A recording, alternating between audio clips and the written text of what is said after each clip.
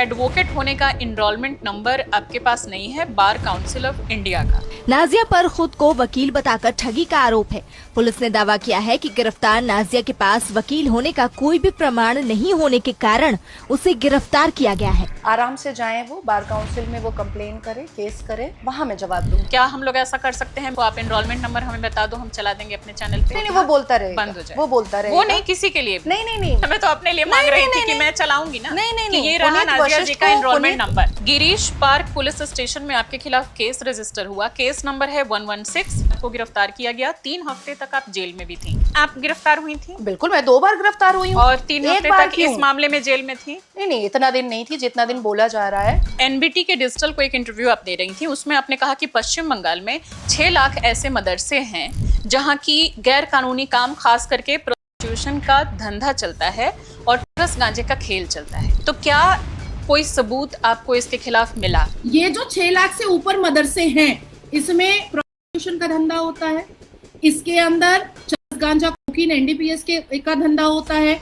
इसमें बम गोली बारूद का धंधा होता है। बहुत सारे मदरसों के भीतर प्रोस्टिट्यूशन का काम चल रहा है और बारूद का काम चल रहा है, चरस गांजे की बिक्री हो रही है। तो आपने पूरे 6 लाख को उसमें क्यों घसीट लिया? पश्चिम बंगाल की बेशतर मुसलमान गलियों में प्रोस्टिट्यूशन का काम चलता है। एक बयान में आप ये कह रही थी कि आप अगर किसी स्टेट की सीएम बन गई तो सारे मस्जिद सारे मदरसे तोड़ दूंगी। अगर मैं किसी राज्य की मुख्यमंत्री बनी तो मैं तो सारी मस्जिदें सारे मदरसे तोड़ दूंगी, सारी मज़ारें तोड़ दूंगी। नहीं, उसका पूरा इंटरव्यू मेरे पास है जिसमें मैंने कहा है कि मैं सब मस्जिद और मदरसों को स्कूल में कन्वर्ट कर दूंगी। नहीं, आपने कहा कि तोड़ दूंगी। अगर कर भी देंगी तो सारे मस्जिद सारे मदरसे क्यों तोड़ देंगी भाई? अगर कोई दूसरा एक नेता आए और वो आकर के बोलने लगे कि मैं अगर सीएम बन गया या बन गई तो सारे मंदिरों को तोड़वा दूंगा, तो फिर उसके खिलाफ आवाज उठेगी कि नहीं उठेगी? नहीं, फिर उसको वो भी 10 तरह की चीजें बोल सकता है। उसको भी क्लैरिफिकेशन देना पड़ेगा। जैसे मैं वो अगर क्लैरिफिकेशन दे दे क्या तो तोड़ने दिया जाएगा? अगर मुसलमान यही हरकत करते रहेगा कि उसको रोड ही पवित्र दिखाई देता रोड पे ना रहेगा, करे, नियम बन गया, फिर मस्जिद क्यों तोड़ेंगे? फिर नहीं तोड़ूंगी। हमारे देश में इतनी बुरी हालत है सरकारी स्कूलों की, और जिनके पास पैसा नहीं है, जो अफोर्ड नहीं कर सकते, वो नहीं जा सकते प्राइवेट स्कूलों में, एनसीईआरटी के स्कूलों में। उन बच्चों के लिए अगर वो कम से कम कुछ तो शिक्षा पा जा रहे हैं, उन मदरसों को भी अगर आप तोड़ देंगी, बंद करवा देंगी, गरीबों के वो बच्चे कहाँ जाएंगे? क्या क्या पढ़ते हैं? उर्दू, हिंदी, इंग्लिश और मैथ। जी। कंप्यूटर भी पढ़ाई जाती है कि नहीं? जी।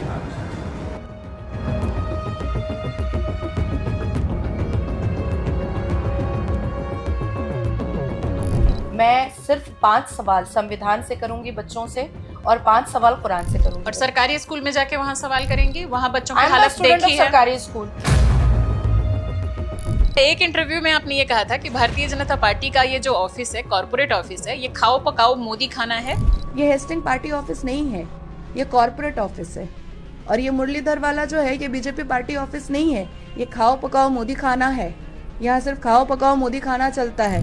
ये आपने किस संदर्भ में कहा था और फिर उस ऑफिस को लेके आपके पावन विचार कैसे बढ़े? ये तो जब मैं टीएमसी कर रही थी तब का इंटरव्यू है। तो उससे क्या हुआ? विचार तो विचार है। वही विचारधारा तो मेरी नहीं मैच हो रही थी ममता से, जो मुझे निकलना पड़ा। मुसलमानों के लिए नफरत देखी जा रही है, जिस हिसाब से मुसलमानों को बहुत घिन की नजरों से देखा जाता है। ये बात मैंने 2019 में भी कही थी। क्यों घिन आता है आपको मुसलमानों से? बताएं। ये सब चीजें ममता बनर्जी अपने पुलिस मंत्री होने का नाजायज फायदा उठाती और जो मोदी है। जी के लिए आप बोल रही थी वो क्या था कि ये अपने मन की बात करते हैं और बोल गए कि बेटी बचाओ बेटी को पटाओ, और एक्चुअल में भारतीय जनता पार्टी बेटी पटाओ ही हो रहा है। हमारे भारत के प्रधानमंत्री जो है ना, वो मन की बात बहुत करते हैं। तो मन की बात उनकी निकल गई कि बेटी बचाओ और बेटी को पटाओ, क्योंकि एक्चुअली में भारतीय जनता पार्टी में बेटी पटाओ ही हो रहा है। टीएमसी वाला जब मैं टीएमसी में रोज फजर की नमाज में मेरा 10 मिनट मैं एक्स्ट्रा देती हूँ ताकि भारतीय जनता पार्टी बर्बाद हो जाए। शिकायत तो आपकी ये भी थी उस दौरान कि इतना बड़ा हमला हुआ, लिंचिंग हुई, आपकी कुछ आपत्ति ये भी थी कि बीजेपी की ओर से उस तरह की सुरक्षा मुहैया नहीं करवाई गई। मेरी उस लिंचिंग में बीजेपी का एक बहुत बड़ा नेता है जो टीएमसी से आया है उसका हाथ भी था। तो बहुत सारे लोगों ने कमेंट बॉक्स में लिखा कि ये महिला इतने एग्रेशन में क्यों रहती है, भाई इसको कहीं थेरेपी लेने के लिए भेजो। मैं बहुत ही फन लविंग, बहुत ही पोलाइट पर्सन हूँ, लेकिन कुछ लोग एम फैक्टर वाले लोग हैं, वो मुझे क्रिटिसाइज करने के लिए बहुत कुछ बोलते हैं। सलीम, आप मुझे बताएं कि हलाला करने में आपको कैसा लगा था? इसके अलावा कोई नहीं है सवाल और कोई आपने कितने हलाला करवाए बताइए? कितने हलाला किए हैं? दो। बच्ची छोटी थी या बड़ी थी या मिडिल एज की थी? 32 के लगभग। तब तो आप मुझे आपकी भाषा को लेकर कई बार सवाल किए जाते हैं। आपने कहा कि ये जो मुस्लिम हैं जन्नत में मुल्ला सीढ़ी लगाकर थ्रीसम करेंगे, फोरसम करेंगे, बहुत सारी महिलाओं के लिए आपने बोला। इस तरह की बहुत ऐसी आपके बयान ऐसे आते हैं जिसमें कि ऐसा लगता है कि वो सुन के कान से खून निकल जाएगा। इतनी गंदी गंदी गालियां, इतनी अभद्र गालियां, मैं आपको कम से कम 10,000 रिकॉर्डिंग में आपको भेज सकती हूँ। राहुल गांधी को आपने पीस ऑफ शिट कहा। अब पीस ऑफ शिट को पीस ऑफ शिट ना बोला जाए तो और क्या ही बोले। ये अभद्र भाषा नहीं है। अपोजिशन लीडर जो कि एक संवैधानिक पद पर है, उनके लिए ऐसी भाषा। हामिद अंसारी जी को लेकर के आपने कहा था उन्होंने खुफिया डॉक्यूमेंट्स जो है वो पाकिस्तान वगैरह और कुछ ऐसे उन्होंने शेयर किए। क्या आपने इसको लेकर के कहीं कोई शिकायत पत्र डाला या बिना प्रूफ के आप बात कर रहे हैं? काफी चीजों से पता चल रहा है, मेरे रिसर्च से भी पता चल रहा है कि उन्होंने ऐसा किया था। तो अभी तक कोई कार्रवाई क्यों नहीं हुई अगर ऐसा कुछ हुआ था? शहजाद इलाही खान, जिनकी वीडियो आप खुद को बताती हैं, वो जिंदा हैं, क्या ऐसा है?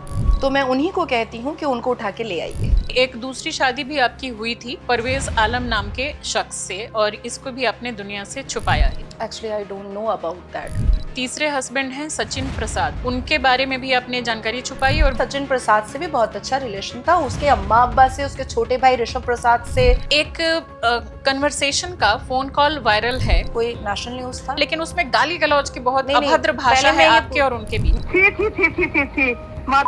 लड़का, मैं बात करता हूँ आपसे। वाला का बेटा इतना खराब बोल के क्या होगा? वो मुझे पता है। तो आपकी आवाज थी यानी नहीं, मेरी आवाज। No not at all.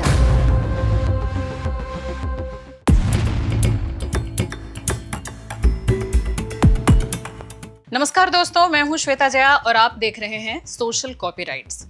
दोस्तों, आज हमारे स्टूडियो में पॉडकास्ट के लिए मौजूद हैं एक जाना माना चेहरा और जाना माना नाम, नाजिया इलाही खान जी। बहुत बहुत स्वागत है। नमस्कार, वंदे मातरम, जय मां काली। तो नाजिया जी की जो पहचान है वो एक एडवोकेट की है, बीजेपी की एक बेबाक नेत्री के तौर पर ये जानी जाती हैं। तमाम न्यूज़ चैनलों पर आपने अलग अलग तरह के डिबेट्स में इन्हें देखा होगा। कई तरह के इन पर आरोप भी लगते हैं इनके बयानों को लेकर, कम्युनल हेट स्पीच और भी तरह तरह के। लेकिन एक स्ट्रॉन्ग बेबाक महिला को कैसा होना चाहिए, उसका चेहरा अगर आप कहीं देखना चाहते हैं तो मैं तो वो कहती हूँ कि वो नाजिया जी हैं। और मुझे जैसा पिछले कुछ सालों में दिखा कि हमारे इंडियन पॉलिटिक्स में महिलाओं की बहुत कमी है, और जो महिलाएं हैं भी वो भी बहुत बेबाकी से अपनी बात नहीं रख पाती। अब चाहे उन पर पार्टी का प्रेशर हो या उनका सोशल इमेज बनाने का प्रेशर रहा हो या फिर किसी और तरह का प्रेशर रहा हो, लेकिन नाजिया जी उन गिनी चुनी 4-5 महिलाओं में मुझे दिखती हैं जो कि बहुत ही बेबाकी से बिना डरे अपनी आवाज़ रखती हैं। तो आज इस मंच पर ये दूसरी बार आई हैं। जब मैंने अपने पॉडकास्ट की शुरुआत की थी तो दूसरी या तीसरी शख्स ही थी नाजिया जी, जिनके साथ कि मेरा इंटरव्यू हुआ था, जो कि पॉडकास्ट हमने किया था। लेकिन बहुत सारे लोगों की डिमांड थी कि एक बार फिर से आप नाजिया जी को बुलाइए। कुछ वो लोग जो कि इनको प्यार करते हैं उनकी भी डिमांड थी, और कुछ वो लोग जो कि चाहते हैं कि मेरे बेबाक सवालों का ये जवाब दें, वो लोग भी चाहते थे कि मैं इनको बुलाऊं। तो दोनों तरफ के ही लोगों का सम्मान करते हुए, उनकी भावनाओं का सम्मान करते हुए मैंने नाजिया जी को बुलाया है। लेकिन आगे बढ़ने से पहले मैं 2-3 चीज़ें कहना चाहूँगी। एक तो भारतीय जनता पार्टी से मेरी एक रिक्वेस्ट है कि आप उन महिलाओं को भी अपनी पार्टी में मौका देते हैं जो कि शायद उतना डिजर्व नहीं करती हैं। मैं खुलेआम ये बात बोलती हूँ। हालांकि दूसरी पार्टियों पर जो एक डायनेस्टी पॉलिटिक्स के आरोप लगते हैं, उनको तो मैं फिर बहुत ही बुरा मानती हूँ कि डायनेस्टी को ही आप क्यों आगे बढ़ाते हैं। उन तमाम पार्टी के प्रवक्ता जब मेरे पॉडकास्ट पर आते हैं तो मैं उनसे तो सवाल पूछती ही हूँ, लेकिन बीजेपी से भी मेरी ये शिकायत है कि इनको देखा मैंने कि ये अपनी सिक्योरिटी के लिए कहीं भी जाती हैं तो ये खुद इंतजाम करती हैं, जबकि होना ये चाहिए कि अगर आपकी पार्टी के लिए ये बखूबी काम कर रही हैं तो ये आपकी जिम्मेदारी होनी चाहिए कि उनको जितने थ्रेट्स मिलते हैं तो आप पूरी तरीके से इनका साथ दें और कम से कम इनकी सिक्योरिटी की जिम्मेदारी आप लें। दूसरी मेरी रिक्वेस्ट है भारतीय जनता पार्टी से कि बहुत गिनी चुनी महिलाएं हैं हमारे देश में जो कि इतनी बेबाकी से आवाज उठाती हैं, तो पार्टी में भी आप इनको एक ऊंचा पद दें, और नहीं तो कम से कम इनका जो सपना है यूएन में प्रतिनिधित्व का, आप उस पर कम से कम ध्यान दें, और हम सब महिलाएं उसमें इनका सपोर्ट करेंगे। बस कुछ इनकी ऐसी चीजें हैं जो कि हम आगे बात करेंगे तो शायद आपको लगेगा कि उन चीजों को अगर थोड़ा सा ये और बेहतर कर लें, मैं इसलिए नहीं कि मेरी दोस्त हैं तो मैं बहुत उस तरीके से इनके सपोर्ट में ही सिर्फ बोलूंगी, तो उन तरीकों को अगर बेहतर कर लें तो ये बहुत ही खूबसूरत और बहुत ही स्ट्रांग नेता के तौर पर हमारा यूएन में प्रतिनिधित्व कर सकती है। पूरे तीखे सवाल होंगे आज हमारे पॉडकास्ट में, और मुझे पूरा भरोसा है, मैं दूसरे नेताओं से बहुत बार डरती भी हूँ जब विधायक वगैरह सामने आते हैं कि शायद बीच में इंटरव्यू छोड़ दें या बोलें कि ये क्या आप बकवास पूछ रही हैं, मुझे नहीं जवाब देना। इन पर मुझे भरोसा रहता है क्योंकि इनको मैंने तमाम पॉडकास्ट में देखा है, आपने भी देखा होगा कि कितना खुलकर ये जवाब देती हैं और धैर्य का परिचय देती हैं। तो चलिए, शायद इंट्रो थोड़ा ज़्यादा हो गया, तो पहला सवाल ये कि नाज़िया जी, अगले 5 साल में आप पॉलिटिक्स में खुद को कहाँ पाती हैं? मैंने जब पॉलिटिक्स में कदम रखा था तब भी मेरा सपना यूएन जाने का था, यूनाइटेड नेशन। और जब पॉलिटिक्स में काम करते करते अब बाल सफ़ेद होने का वक्त आ चुका अभी है, नहीं, अभी नहीं। तो भी मेरा सपना यूनाइटेड नेशन ही जाने का है, और आने वाले 5 साल में भी मेरा सपना पहले यूनाइटेड नेशन ही जाने का है। क्योंकि मुझे ऐसा लगता है कि जब भारत की तरफ से मैं यूएन में जाकर के भारत को रिप्रेजेंट करूंगी, तो जो मैंने रिसर्च किया है, जो मैंने पढ़ाई की है, या जो मैं इस्लाम की जानकारी जानती हूँ, वो मैं 57 मुस्लिम कंट्रीज से आमने सामने फेस टू फेस में बात कर पाऊंगी। ओके, बहुत बढ़िया, इसके लिए बहुत बहुत शुभकामनाएं। और अब थोड़े से दूसरे सवालों पर चलते हैं, और जितने भी आम लोगों के सवाल होंगे या जो भी इन पर आरोप लगते होंगे वो भी हम पूछेंगे डेफिनेटली, जिससे कि कोई ये ना कहे कि कहीं से भी कोई बायस्ड इंटरव्यू है। तो लेंस कार्ट का मामला लेंस कार्ट के मामले से शुरुआत करते हैं, क्योंकि रिसेंट उस वजह से ही मिलियंस में आपके व्यूज़ गए, अलग अलग वीडियोज़ जो कि सामने आए, मेरे भी सामने आए। उस समय मैं चूंकि सिंगापुर में थी तो उस समय एग्जैक्ट में नहीं कर पाई आपका पॉडकास्ट। जब मैं वहाँ से लौटी तो आप कोलकाता चली गई थी थोड़ा इलेक्शन वगैरह में, तो इसलिए थोड़ा सा डिले हुआ, लेकिन जब बात कर लें सवाल तो बनता ही है। तभी अच्छा। तो लेंस कार्ट के ऑफिस जाकर आपने वहाँ पर जो लोग थे काम करने वाले उनको तिलक लगाया, और वहाँ पर अपने कुछ लोगों के साथ भी आप गई थी और हंगामा वगैरह करने का भी आरोप लगा। ये क्या था, क्यों किया आपने ऐसा? मुझे लगता है अगर मैंने सच में हंगामा किया होता तो अब तक बहुत सारे एफआईआर हो चुके होते। ओके। बहुत सारे हो चुके होते, क्योंकि पाकिस्तान में कभी गई नहीं हूँ, और पाकिस्तान में मेरे ऊपर एंटी टेरर के एफआईआर है। अच्छा, वहाँ भी है। चलिए, अब फेमस तो है ना वहाँ भी। वो भी मतलब टेररिस्ट वाले एफआईआर है मेरे ऊपर। एनीवेज, मैं लेंस कार्ट के शोरूम गई थी, उनके पर्सनल ऑफिस नहीं गई थी। और शोरूम जो होता है वो कानूनी नजरिए की तरफ से वो पब्लिक प्रॉपर्टी होती है, कोई प्राइवेट प्रॉपर्टी नहीं होती है। और मैं अपने लोगों के साथ नहीं गई थी, सिर्फ 2 लोग मेरे साथ थे।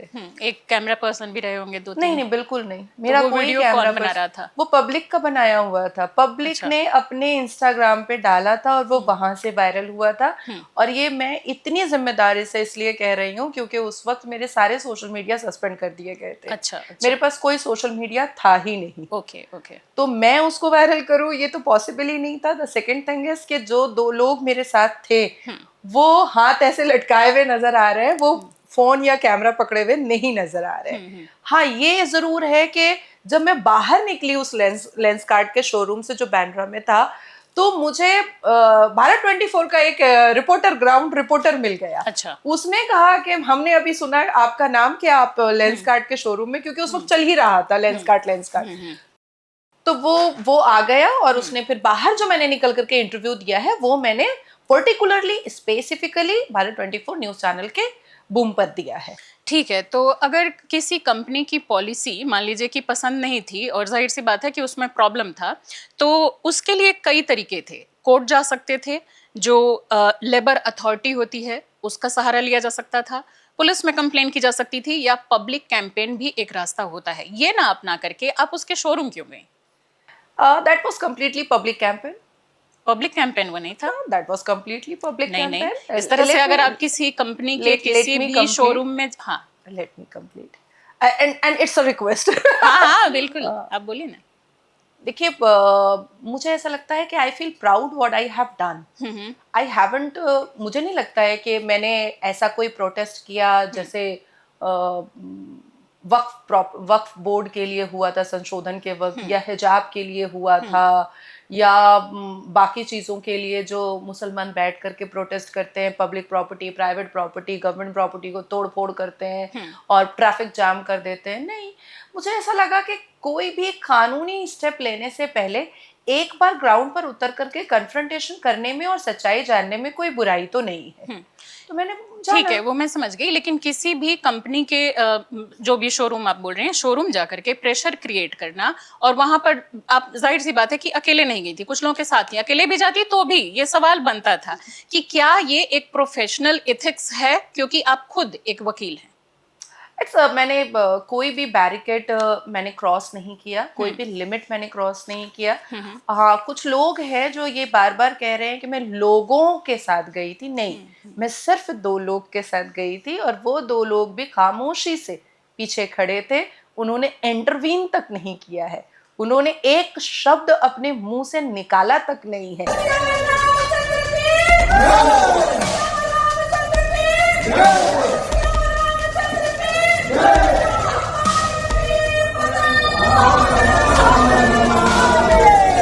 और आप सोचो कि कई लोग जो है, इवन बांद्रा के और मुमरा के कई इमाम और मुफ्ती भी गए उस बेचारे मोहसिन खान से बात करने के लिए, कई प्रेस रिपोर्टर भी गए उससे बात करने के लिए, पर उसने कहा नहीं, उन्होंने मेरे साथ ऐसा कुछ भी नहीं किया। इवन उन्होंने इस्लाम का पूरा लिहाज रखा, उन्होंने मुझे तिलक नहीं लगाया। इसमें 2 सवाल बनते हैं। पहला सवाल तो ये बनता है कि इसी को हम पलट देते हैं। मान लीजिए कि कोई एक ऐसी कंपनी है जो कि ये निकाल देती है कि यहाँ पर आप बुर्का पहन के नहीं आ सकते, तिलक के अलावा ये सब चलेगा, और सेम यही काम कोई असदुद्दीन ओवैसी या रशीदी जी जैसे कोई भी एक व्यक्ति जो कि मोहम्मडन व्यक्ति हो, वो जाते और वो इसी तरीके से वहाँ एक हिंदू मैनेजर होता और उसको धमकाते और उसको बोलते कि देखो कौन महिला यहाँ पे है, लाइए, और वो बुर्का लेके जाते, उसको देते कि बुर्का पहनो, और बाकी उसको धमका करके और वो वीडियो बनाते आया जाता, वाइस वर्सा। तो क्या उसको बैकलैश नहीं मिलता? उसके पक्ष में आप हैं कि ऐसा करना चाहिए किसी मुस्लिम व्यक्ति को? देखिए, सबसे पहले सनातन की जो सभ्यता है उसमें इक्वालिटी की बहुत मान्यता है, एक्सट्रीम लेवल पे मान्यता है। आज भी जितनी भी हमारे देश में एयरपोर्ट है उसमें ज़्यादातर 99.9% प्रेयर रूम जो है उसको मुसलमान ही यूज करते हैं। ठीक है, अभी बीच में माधवी लता जी ने यूज कर लिया तो लेकिन वो इस सवाल का जवाब बुरा बन गया।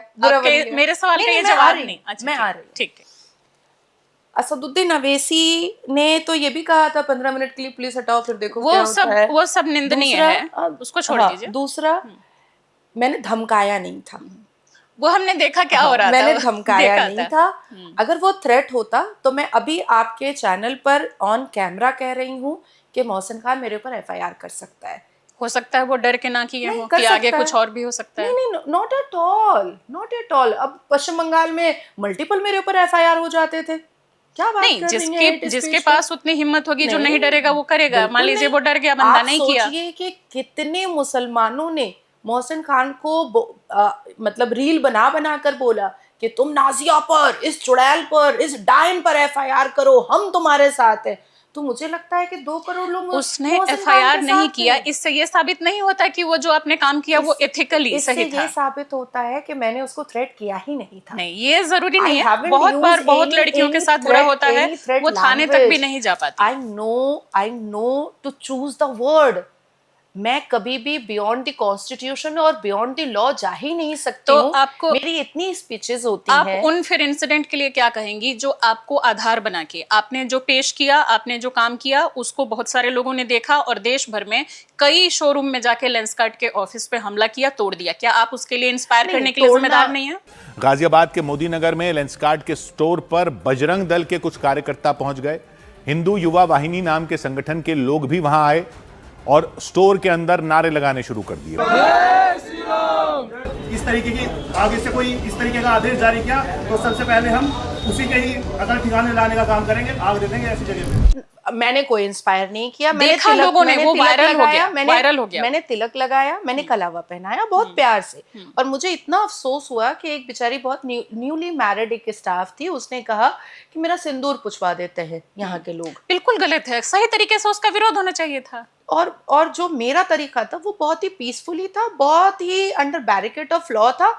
जिसने तोड़ा वो गलत है। तरीके को फॉलो करके इंस्पायर होके जिन लड़कों ने जा करके लेंसकार्ट के ऑफिस में उनके महंगे महंगे दफ्तर के चश्मे और चीजें तोड़ डाली, आपने इंस्पायर किया ना उनको, आप मानिए इस चीज को। प्रो पॉलिटिशियन, आप कुछ भी थोड़ा सा करेंगी ना, अगर कोई एक नॉर्मल बंदा जिसको कोई नहीं जानता है वो करेगा, उसका असर अलग होगा, आप करेंगे उसका असर अलग होगा। आपको ये चीज समझनी होगी। आप ये कहना चाह रही हैं कि जो मुसलमान जाकर के सरतन से जुदा कर देते हैं वो असदुद्दीन अवैसी को गलत है, जो है सब गलत है। और मुझे ऐसा लगता है जो फॉलो करते हैं वो भी गलत है। मुझे ऐसा लगता है कि अगर आने वाले वक्त में भी अगर कोई कंपनी इतनी बड़ी बदतमीजी करेगी तो मैं तो उससे बात करूंगी। आप वकील है ना, आप वकालत के थ्रू उससे बात कीजिए ना, कोर्ट में घसीटिए। वहां जाने की जरूरत क्या है, कोर्ट में घसीटिए। मैंने नोटिस भेजा, हाँ, पुलिस मैंने बिल्कुल अप्रोप्रिएट लीगल स्टेप लिया है। वही करना था फिर आपको, और मैंने ये वाला नहीं करना था। ग्राउंड पे तो वो वाला करना था नहीं, ग्राउंड पे वो ना इथिकल है और ना जायज है, ना कानून के तहत। मैंने पब्लिक गैदरिंग नहीं, वो कानून के खिलाफ तब होता जब मैं पब्लिक गैदरिंग करती। वो कानून के कुछ लोगों को लेके किसी के ये में शोरूम में गई, दो लोग ही कुछ लोग एक से ज्यादा पर्सन जहाँ होता है वो भीड़ बन जाती है। 3-4 लोग अगर हैं, आई अलंग टू, जब हम कोर्ट में भी सबमिशन देते हैं और किसी इंसिडेंट या एक्सीडेंट के बारे में बात करते हैं, तो जब 5 से 10 से ज्यादा लोग होते हैं तब हम कहते हैं गैदरिंग हुआ। फिर भी मतलब जो तरीका हुआ, मुझे लगता है कि 5 लोग होते हैं तो हम कहते हैं कि उससे इंस्पायर होके, उससे इंस्पायर होके, जैसे हिंदू रक्षा दल वालों ने कुछ किया, मान लीजिए कि उनका प्रोवोक होता, घर में बैठ करके भी लेंसकार्ट का चश्मा तोड़ा, ठीक है, अपना तोड़ा ना, अपना नुकसान किया ना, दूसरे का नहीं होना चाहिए। दूसरे का नुकसान नहीं होना चाहिए, उसका नहीं होना चाहिए जिसकी गलती नहीं। आई कंप्लीटली अग्री, लेकिन इस तरीके का बेहुदा गाइडलाइन मुझे लगता है कि लेंसकार्ट के मालिक को भी नहीं निकालना चाहिए। ठीक है, बहुत ही obnoxious, बिल्कुल, मैं तो उसकी निंदा कर रही हूँ कि किसी के सिंदूर कोई कैसे पुछवा सकता है। और मैं आपको फिर कह रही हूँ कि आई फील प्राउड, और दोबारा भी अगर कोई कंपनी इतनी बेहुदा गाइडलाइन निकालेगी तो कोर्ट में लड़ना, वहां मत जाना प्लीज, इट्स अ रिक्वेस्ट। कानून हाथ में लेने को आप बोलेंगे, ये जो देख रहे हैं हमारे जेनजी और यंगस्टर्स आपको फॉलो कर लेंगे, आप इन्फ्लुएंसर हैं। मैंने बिल्कुल कानून हाथ में नहीं लिया, 0.1% आप मानने को तैयार नहीं है। कल को हिंदू रक्षा दल वाले कहीं जाएंगे, उनको देख के मुस्लिम रक्षा दल वाले जाएंगे, फिर क्रिश्चियन रक्षा दल वाले जाएंगे, तो ये दल हमारे देश को थोड़े न चलाएंगे। देश को संविधान चलाएगा, कानून, लॉ एंड ऑर्डर चलाएगा। मुझे ऐसा लगता है कि हिंदू रक्षा वाले जाएंगे तो वो एक चश्मा ही तोड़कर आएंगे, कम से कम सर तन से जुदा तो नहीं करके कौन क्या करेगा वो तो वक्त बताएगा। नहीं, ये तो इतिहास उस पे नहीं कह सकते, हम उस रास्ते पे जाए हैं क्यों, देश को बेटर क्यों ना बनाए। ये तो हमारे उम्मा और फी सबीलिल्लाह वालों का इतिहास है कि ये तो प्रकाष्ठा ही क्रॉस कर देते हैं। खैर ठीक है, इस पर एक बयान आया बाबा बागेश्वर का। इन्होंने कहा, ठठरी के भरे नक कटा, आगी के लगे, तुझे दिक्कत है तो तू लाहौर चला जा, तेरे कक्का का भारत है क्या, हमारे तो बाप का भारत है। आगी के लगे तेरे कक्का को भारत है क्या? हाँ, हमारे तो बाप का भारत है।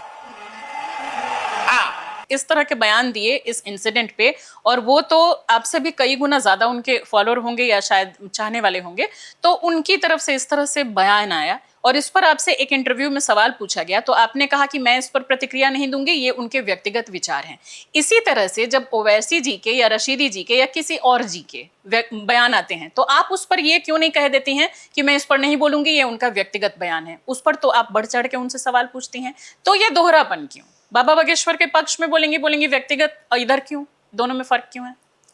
देखिए, बाबा बागेश्वर कभी भी पैनलिस्ट होकर के नहीं बैठते हैं। फिर भी दोनों एक देश के नागरिक हैं, इन्फ्लुएंसर हैं, उस तौर पर। नहीं, अगर बाबा बागेश्वर भी न्यूज मीडिया में पैनलिस्ट होकर के बैठते तो 10 बातें काउंटर वो रोज सुनते। आपसे नहीं सुनते, आपने तो फेवर में उनके बोल दिया ना कि व्यक्तिगत राय है। क्या बात कर रही हैं आप? अच्छा, जिसके सामने करोड़ों लोग बैठे हैं, करोड़ों लोगों को इन्फ्लुएंस कर रहे हैं, उनकी व्यक्तिगत राय हो गई। एज अ पैनलिस्ट आप सवाल कर ली हैं, please let me complete. As a panelist अगर वो न्यूज में डिबेट पे बैठते दिन भर में 10 डिबेट में, तो 10 बार उनको भी काउंटर मिलता। एक व्यक्ति है जो अपनी दुनिया में है, अब उसके सामने उसके पास आकर के कैमरा वाले ने कुछ पूछा, न्यूज वाले ने कुछ पूछा, उन्होंने अपना बयान दिया। अब आपने असदुद्दीन अवैसी की बात कही है, तो Asaduddin Owaisi as a panelist भी बैठते हैं एक स्पेशल इंटरव्यू तो वो देते ही हैं, ठीक है। लेकिन एज अ पैनलिस्ट भी वो बैठते हैं। या आप रशीदी की बात कर लो या फिर आप किसी और की भी बात कर लो, तो वो लोग एज अ पैनलिस्ट बैठते हैं। आपने देखा होगा कि महमूद मदनी और अरशद मदनी के बातों पर बयान मैं तभी देती हूँ जब उनकी कोई वाहियात और बेहुदा बयान आते हैं तभी, अदरवाइज वो अपनी दुनिया में क्या कर रहा है मुझे कोई लेना देना नहीं है। दुनिया में भी अगर कोई करोड़ों लोगों को इन्फ्लुएंस कर रहा है, चाहे वो मदनी जी हों चाहे वो बाबा बागेश्वर जी हों, तो भी हमारा क्या ये काम नहीं है कि दोनों के लिए हम एक तरह से निंदा करें? देखिए मुझे ऐसा लगता है कि वाकई में अगर भारत की संस्कृति को अगर कोई अडेप्ट नहीं कर सकता है, उसको निकाब अच्छा लगता है, हिजाब अच्छा लगता है, लेकिन उसको तिलक कलावा मंगलसूत्र और सिंदूर से घिन आ रहा है, वो अपने गाइडलाइन में लिख करके भेज रहा है, तो मैं भी कहूंगी कि भैया तू लाहौर चला जा। तो लाहौर वो क्यों जाएगा? देश का नागरिक है, यहाँ उसको सजा देंगे, यहाँ उसको जेल में डालेंगे, लाहौर क्यों भेजेंगे उसको? हमारा नागरिक है, हम सजा देंगे,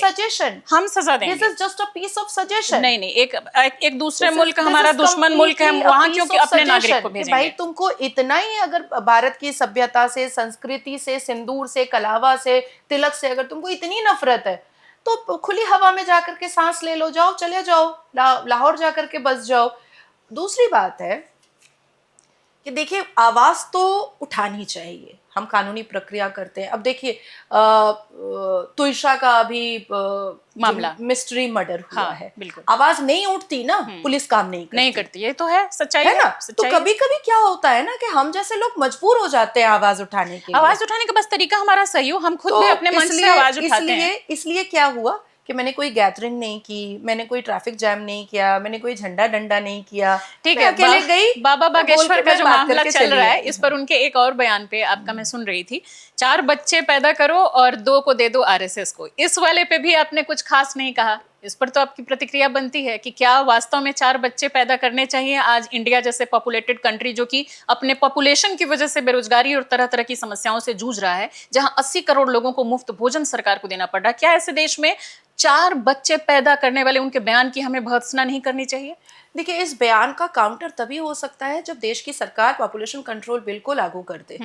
अदरवाइज जिस हिसाब से बच्चे अल्लाह की देन करके ये उम्मा वाले बच्चे पैदा करते चले जा रहे हैं, इनको कोई फर्क नहीं पड़ता है, क्योंकि पढ़ाई लिखाई में इनको कोई पैसा खर्च नहीं करना पड़ता है। रेशियो घटा है ना, आप आजादी के समय का रेशियो देखिए तो वो डाउन हो रहा है ना, जैसे जैसे और एजुकेशन तो हमारे गवर्नमेंट की, हमारे समाज की जिम्मेदारी है ना, एजुकेशन बढ़ेगा वो उनका और भी डाउन होगा, दोनों का डाउन हुआ है। उन्होंने राष्ट्रीय स्वयं सेवक संघ में डालने की बात कही। हाँ, तो राष्ट्रीय स्वयं सेवक संघ ग्लोबली कितना अच्छा काम करता है, ये किसी से छुपा हुआ नहीं है। ठीक है, मैं किसी से छुपा करता हुआ होगा नहीं है। उस चीज को हम मान सकते हैं, ठीक है। तो खुद 4 बच्चे पैदा करके क्यों? 3 करोड़ बच्चे हमारे देश में अनाथ हैं, उन अनाथ बच्चों को हम गोद लेकर के और क्यों नहीं आरएसएस में डाल सकते? मुझे तो ये लगता है कि हमें एक बच्चा खुद पैदा करना चाहिए, एक हमें उन 3 करोड़ में से लेना चाहिए।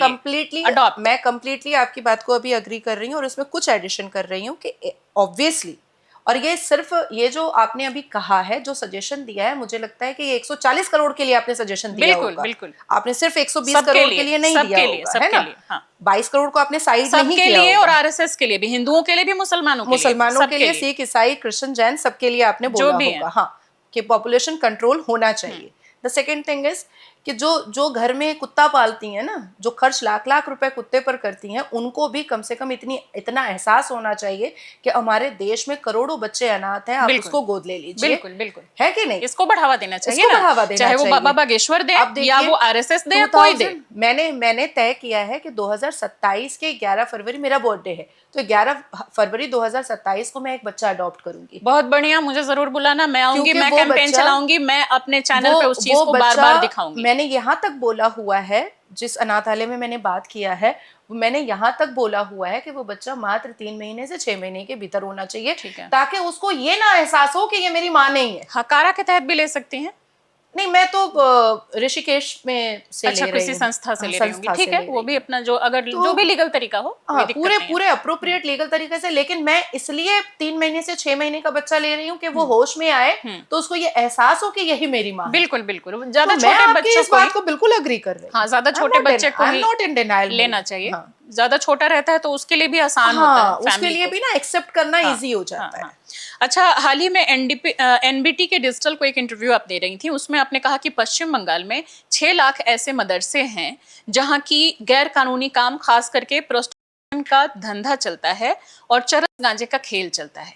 तो क्या कोई सबूत आपको इसके खिलाफ मिला, और क्या इसको लेकर आपने कोई शिकायत पत्र किसी थाने में दर्ज, कोई एफआईआर दर्ज कराई? मैंने कहा था एनबीटी के डिजिटल प्लेटफॉर्म पर कि मोर और लेस 6 लाख मदरसे रिकॉग्नाइज्ड गवर्नमेंट और नॉन रिकॉग्नाइज्ड चल तो रहे हैं, लेकिन उसमें बहुत सारे मदरसों के भीतर प्रोस्टिट्यूशन का काम चल रहा है और असला बारूद का काम चल रहा है, चरस गांजे की बिक्री हो रही है। अभी मैं आपको 5 दिन पहले की बात बता रही हूँ। बनियापुकुर पुलिस स्टेशन जुरिस्डिक्शन के बगल में रांची से पुलिस आकर के, धनबाद जो रांची है आपका झारखंड वाला, वहां से पुलिस आकर के पूरा मोहम्मद कुछ था और उसकी वाइफ का नाम आयशा है, उसको अरेस्ट करके लेकर गई है और सारे साथ में सारे मुसलमान जो प्रोस्टिट्यूट काम कर रही थी उसको भी उठा के लेके गई है। यहाँ तक के उलबेरिया में, हावड़ा में, हुगली में, उसके बाद फिर ये कस्बा के तोता शाह बाबा के बगल में, कोलू टोला के सीएमओ गर्ल्स हाई स्कूल के ठीक ऑपोजिट फुट में, ये सब जो मदरसे चल रहे हैं इसमें गांजा बिक्री होती है। तो आपने कोई इस पे एफआईआर करवाई है? कंप्लेन लेटर, कंप्लेन लेटर आता ही नहीं दिया है आपने कंप्लेन लेटर? आप जितना भी तो आपने पूरे 6 लाख को उसमें क्यों घसीट लिया? ना, आप फिर से सुनिएगा। मोर और लेस 6 लाख मदरसे चल रहे हैं। एक आपका बयान मैंने बार-बार सुना और उसके लिंक भी, ये लिंक भी मेरे पास है, इसमें सभी 6 लाख को आपने लपेटा है। ये जो 6 लाख से ऊपर मदरसे हैं, इसमें प्रोस्टिट्यूशन का धंधा होता है, इसके अंदर चरस गांजा कोकीन एनडीपीएस के का धंधा होता है, इसमें बम गोली असला बारूद का धंधा होता है। कुछ रिकॉग्नाइज्ड है और कुछ नॉन रिकॉग्नाइज्ड है, जिसको अभी जो आदरणीय मुख्यमंत्री हैं वहां के, जो नॉन रिकॉग्नाइज्ड है उसको वो खत्म करने की भी बात कर रहे हैं। तो उसमें से रिकॉग्नाइज्ड और नॉन रिकॉग्नाइज्ड दोनों को मिला करके इसमें इंक्वायरी होनी बहुत जरूरी है कि उसमें अवैध काम चल रहा है। और पश्चिम बंगाल की बेशतर मुसलमान गलियों में प्रोस्टिट्यूशन का काम चलता है, ये किसी से छुपा हुआ ये इतने बड़े लेवल पर है, तो इसको बड़े लेवल पर इसको हटाने के लिए इस पर कार्रवाई क्यों नहीं होती फिर? देखिए अभी तो 15 दिन की सरकार है, इसके पहले भी अगर नहीं, इसके पहले ममता बनर्जी सुनती कहाँ थी? ममता बनर्जी सिर्फ नहीं सुनेंगी तो उन्हीं का पूरा देश तो था नहीं, देश में और भी तरह के एजेंसियां हैं, वो उस पर काम कर सकती हैं। हाँ, तो मैं अब इसका रिप्लाई दे दूं आपको। हाँ, अब ईडी जाए तो ईडी ऑफिसर अरेस्ट हो जाए, सीबीआई ऑफिसर जाए तो सीबीआई ऑफिसर अरेस्ट हो जाए, गवर्नर कुछ बोले पश्चिम बंगाल का तो गवर्नर के ऊपर मोलेस्टेशन के केसेस, भाजपा का नेता कुछ बोले तो भाजपा के नेता के ऊपर रेप केसेस, मैं कुछ बोलूं तो मल्टीपल एफआईआर, मॉब लिंचिंग। तो आप सोचो कि पश्चिम बंगाल में कानून को चलवाना बहुत बहुत परिश्रम का काम था। 11 मई को पश्चिम बंगाल में इम्प्लीमेंट हुआ है बीएनएस और बीएनएसएस। इससे पहले आईपीसी और सीआरपीसी चल रहा था, वो भी मुख्यमंत्री को ये अनाउंस करना पड़ा 11 मई को कि कृपया आप लोग अब आईपीसी और सीआरपीसी का पीछा छोड़े, क्योंकि पूरे देश में बीएनएस और बीएनएसएस चल रहा है। चलिए अब गवर्नमेंट आ गई है ना, देखते हैं साल भर में कितना चेंज देखने को मिलता है। अच्छा, हजरत निजामुद्दीन दरगाह को भी लेकर लगभग आपने इसी तरह का बयान दिया था, उसमें क्या आपने कहीं कोई शिकायत पत्र दिया किसी थाने में? और क्या उसमें महिलाओं को लेकर आज भी वो शिकायत पत्र पड़ा हुआ होगा, क्योंकि उसकी कॉपी मेरे पास है। क्या कोई उसमें कार्रवाई नहीं हुई, और नहीं हुई तो कौन उसके लिए जिम्मेदार है? नहीं हुई तो उसके लिए तो पहले आम आदमी पार्टी जिम्मेदार थी, और दोबारा मैंने क्योंकि रिमाइंडर किया नहीं है इस सरकार को, तो इसलिए मैं इस सरकार को अभी जिम्मेदार नहीं बोल पाऊंगी। लेकिन ये इस सरकार के भी आए टाइम हो गया, और आप माइनॉरिटी लीडर भी हैं, तो महिलाओं के साथ कुछ बुरा हो रहा है तो आपको रिमाइंडर करना चाहिए। मैंने रिमाइंडर इस सरकार को नहीं दिया, और अच्छा हुआ कि आपने याद दिलाया है। नोट कर लीजिए। अब मैं आज ही इसको रिमाइंडर में डालूंगी, आज ही मेल करूंगी। एक बयान में आप ये कह रही थी कि आप अगर किसी स्टेट की सीएम बन गई तो सारे मस्जिद सारे मदरसे तोड़ दूंगी, इतना ही है, और ये लिंक मेरे पास है एग्जैक्ट, इतना ही आप बोल रही थी। नहीं, ये क्या वजह थी? नहीं, उसका पूरा इंटरव्यू मेरे पास है, जिसमें मैंने कहा है कि मैं सब मस्जिद और मदरसों को स्कूल में कन्वर्ट कर दूंगी। नहीं, आपने कहा कि तोड़ दूंगी, और वो बार-बार चल रहा है। हाँ, और उसको मैं स्कूल में कन्वर्ट कर दूंगी, पूरा जो है वो मैं आपको दे भी दूंगी। अगर कर भी देंगी तो सारे मस्जिद सारे मदरसे क्यों तोड़ देंगी भाई? देखिए, एक तो अरबी का कोई काम है नहीं, तो सारे मदरसों में आपको लगता है सिर्फ अरबी पढ़ाया जाता है, सारे मस्जिद क्यों तोड़ देंगी? वो कहाँ फिर वेरी फ्रैंक तोड़ दूंगी। कैसे फिर वो अपनी इबादत कैसे करेंगे? नहीं, इबादत तो रोड पे हो रही है। सारे लोग रोड पे करते हैं 15 दिन से 15-20 दिन से भाई शासन प्रशासन परेशान है समझाते समझाते कि मस्जिद में पढ़ो, मस्जिद में नहीं है जगह कुछ तो लोग शिफ्ट जो में पढ़ो, कुछ लोग अपने घर देखिए में यूपी पढ़ो। जैसे और भी कई स्टेट हैं जहां not की only बंद है ना, यूपी। नहीं बहुत सारे स्टेट में चलिए उसको बंद किया गया है और नहीं भी किया गया तो आपको लगता है कि सारे मुस्लिम सिर्फ रोड पे ही पढ़ते हैं? हाँ, रोड पे ही पढ़ने मस्जिद में मांगते कोई हैं, नमाज ना, नहीं ना। पढ़ता। एकदम रोड पे और जो पढ़ मस्जिद करके की हम तस्वीरें देखते हैं, वीडियोस देखते हैं अरे कि पढ़ते हैं, वो साल भर गलत तो है। मस्जिदें खाली रहती हैं, साल भर मस्जिदें खाली रहती और हैं। जो लोग मस्जिद में ईद- पढ़ते हैं वो क्या है फिर? वो 2-5 लोग पढ़ते हैं नमाज, नहीं नहीं 2-5 50 लोग पढ़ते हैं। सैकड़ों नहीं, की नहीं, तादाद नहीं। में तस्वीरें आती नहीं हैं नहीं कि वो बिल्कुल भी नहीं। मस्जिद में अगर आप पढ़ते मुझे हैं। पूरा डिटेल में बोलने दीजिएगा तो मैं हाँ, आपको बोलो ना। एक्सप्लेन कर सकती आप हूँ। बोलिए ना। साल भर मुसलमान मस्जिद के अंदर जाकर के नमाज नहीं पढ़ता है, हुड़दंग मचाने में सबसे आगे रहता है। अगर कहते हो कि तुम शांतिपूर्ण समुदाय हो, तुम तो सबसे पाक और मुकद्दस कम्युनिटी वाले हो, और सिर्फ ईद बकरीद और शबे कदर की रात को, जिस हिसाब से शबे कदर की जो रात होती है जिसमें हलवा पकता है शबे बारात, उस रात को जो हुड़दंग मचाते हैं ये लोग, क्या ये इबादत है? दूसरा कहते हैं 3 मिनट में 3 मिनट की तो बात है, रोड पे 3 मिनट में नमाज हो जाती है। अरे 3 मिनट में कौन सी नमाज होती है? कौन सी नमाज 3 मिनट में होती है? भाई मुझे तो आज तक समझ में नहीं आया, क्योंकि आपकी नियति करने में आपको 1.5 मिनट 1 मिनट 45 मिनट लगता है जब आप नियत बांधते हैं, क्योंकि उसकी जो आयत है, उसकी जो सूरा है वो बहुत बड़ा है। उसके बाद फिर आप अगर बकरीद की या ईद की नमाज पढ़ रहे हैं तो 2 रिकात वाजिब हो गई, फिर 2 रिकात फजर की नमाज हो गई, फिर शुक्राने की नमाज 2 रिकात नफिल हो गई, फिर उम्र दराजी की नमाज जो होती है वो हमें ईद और बकरीद में पढ़नी पड़ती है, तो उम्र दराजी की नमाज हो गई, तो 2 2 4 2 6 2 8 हो गया। कम से कम 6 तो हुआ, चलो कोई नहीं अगर पढ़ रहा है उम्र दराजी की, तो ये 6 तो पढ़ रहा है, तो 6 रिकात नमाज में आपको 4 कुल पढ़ना है, अत्तयात पढ़ना है, आपको सलाम फेरना कितना है। टाइम कैसे? लगता है इसमें? उसके बाद फिर आधे घंटे का खुतबा होता है, चाहे वो जुमा का हो, तो ईद जितने का और लोग जाते बकरीद हैं का। हर बार इतने ज्यादा देर का पढ़ते हैं? ऑब्वियसली खुतबा नहीं सुनेंगे क्या? मतलब आधे घंटे से ज्यादा का वक्त लग जाएगा? देखिए पूरा मुकम्मल ईद और बकरीद की नमाज को कंप्लीट होने में पूरा का पूरा मुकम्मल जो है 15 से 18 मिनट का काम होता है, और उसके बाद फिर आधे घंटे का खुतबा होता है, तो इन टोटल पौना घंटा। तो क्या हर बार जो लोग जाते हैं पढ़ने वो पौने घंटा पढ़ते हैं, और अगर रोड पे भी पढ़ते हैं तो पौना घंटा पढ़ते हैं? बहुत सारे ऐसे लोग हैं जो ईद में गए तो वाजिब पढ़ करके वो चले आते हैं, खुतबा नहीं सुनते हैं, तो लेकिन फिर वो कुफ्र है, आपको खुतबा सुनना ही है। आपने अगर वाजिब नमाज पढ़ी है, ईद की पढ़ी है या बकरीद की पढ़ी है या जुमा की पढ़ी है, तो उसमें आपको जुमा की नमाज में आपको जोहर का फर्ज आपको ऐड करना ही पड़ेगा, आपको बकरीद की नमाज में आपको फजर की नमाज ऐड करनी ही पड़ेगी, हर हाल में कम से कम फर्ज तो पढ़ना ही पड़ेगा। तो मान लीजिए, चलिए ठीक है कि वो लोग पढ़ रहे हैं, पौना घंटा भी पढ़ रहे हैं, अरे सड़क 20 पे जो घंटा पढ़ पढ़ो। रहे हैं उनकी तो मुखालफत होनी चाहिए, देश भर में चलिए बैन मैं कर तो दिया। कह रही हूँ 20 घंटा पढ़ो। मैंने पूरी आपकी बात सुन ली और मैं समझ भी गई, ज्यादा मुझे आइडिया नहीं है कि कितने बार वो नमाज, इसीलिए मैं सुन रही थी अच्छे से।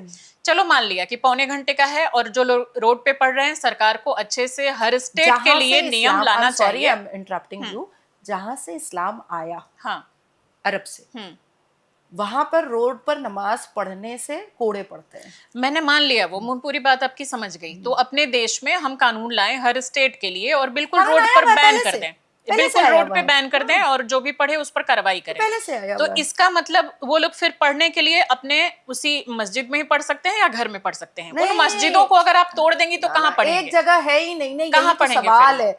मस्जिद है, करबला है, ईदगाह है, खानकाह है, मज़ारे हैं, मदारिस है, कब्रिस्तान है, ये 7 जगहों पर नमाज जायज है, और सबसे पाक मुकद्दस जगह आपका घर है। 8 जगह है आपके पास नमाज पढ़ने के लिए, लेकिन वो एक धार्मिक प्लेस है, उसको आप तोड़वाने की बात कर रही हैं। अगर कोई इस तरह से कोई नेता आए, अगर कोई दूसरा एक नेता आए और वो आकर के बोलने लगे कि मैं अगर सीएम बन गया या बन गई तो सारे मंदिरों को तोड़वा दूंगा, तो फिर उसके खिलाफ आवाज उठेगी कि नहीं उठेगी? नहीं, फिर उसको भी 10 तरह की चीजें बोल सकता है। क्लैरिफिकेशन देना पड़ेगा, जैसे मैं वो अगर क्लैरिफिकेशन दे दे, क्या तोड़ने दिया जाएगा? क्या कोई ऐसा मखसूस दिन होता है एवरी वीक के 120 करोड़ हिंदू रोड पर आकर के शिव जी की पूजा करता है? रोड पे तो बंद कर दिया गया ना, राम जी की पूजा शिव जी के नाम पर हुड़दंग फैलाते हैं ना जो लोग जाते हैं कांवड़ लेके, very obnoxious and very defamatory language के शिव जी के नाम पर हुड़दंग। बहुत सारे लोग हुड़दंग करते हैं, जो हुड़दंग मचाते हैं वो अरेस्ट भी होते हैं, और जो नहीं अरेस्ट होते हैं, फूलों की बारिश होती है, उनके लिए क्या कहेंगे? नहीं, बहुत सारे हमने तस्वीरें देखी, अश्लीलता फैलाते हैं लड़कियों को नचा के। जो शासन और प्रशासन के दायरे में चलेगा, उसके ऊपर फूलों की बारिश होगी, चाहे ठीक वो है। हिंदू हो चाहे मुसलमान हो। ठीक है, ठीक है। अगर मुसलमान भी शासन तो और सबके प्रशासन लिए नियम एक जैसा होना चाहिए ना। मुसलमान मंदिर भी मस्जिद अगर किसी का हम शासन- तोड़े नहीं। नहीं, मैं तो तोड़ने को तैयार हूँ अभी भी। मुसलमान धार्मिक यही जगह हरकत- है। अगर फिर हम में और मुसलमान- पाकिस्तान में क्या फर्क नहीं, रहा? अगर मुसलमान यही हरकत करते रहेगा कि उसको रोड ही पवित्र दिखाई रोड देता पे ना करे, रहेगा, नियम बन गया, फिर मस्जिद क्यों तोड़ेंगे? फिर नहीं तोड़ूंगी। नियम तो बन ही गया, हाँ, नहीं नहीं, करेंगे ना। मानना तो प्रॉब्लम है। मस्जिद मदरसा क्यों अरे बाबा, तोड़ेंगे? नियम तो तब भी बना था जब संविधान आया, नियम तब भी बना जब आईपीसी सीआरपीसी आया। देखिए, मेरा ये कहना है नियम- कि अगर हम भी वही सब काम करेंगे तो हम में और नहीं, ये पाकिस्तान समझने में वाले क्या में से फर्क नहीं है। रहेगा? हम में और बाबर में क्या फर्क ना, ना, रहेगा? ना, हमें फर्क करके चलना है ना। I don't feel sorry about that, लेकिन इनको समझाना लोहे का चना चिबाने से के बराबर है भाई। अच्छा, ठीक है। मदरसा जो है हमारे देश में सरकारी आप स्कूलों की, आप सोचिए, पीते रहो।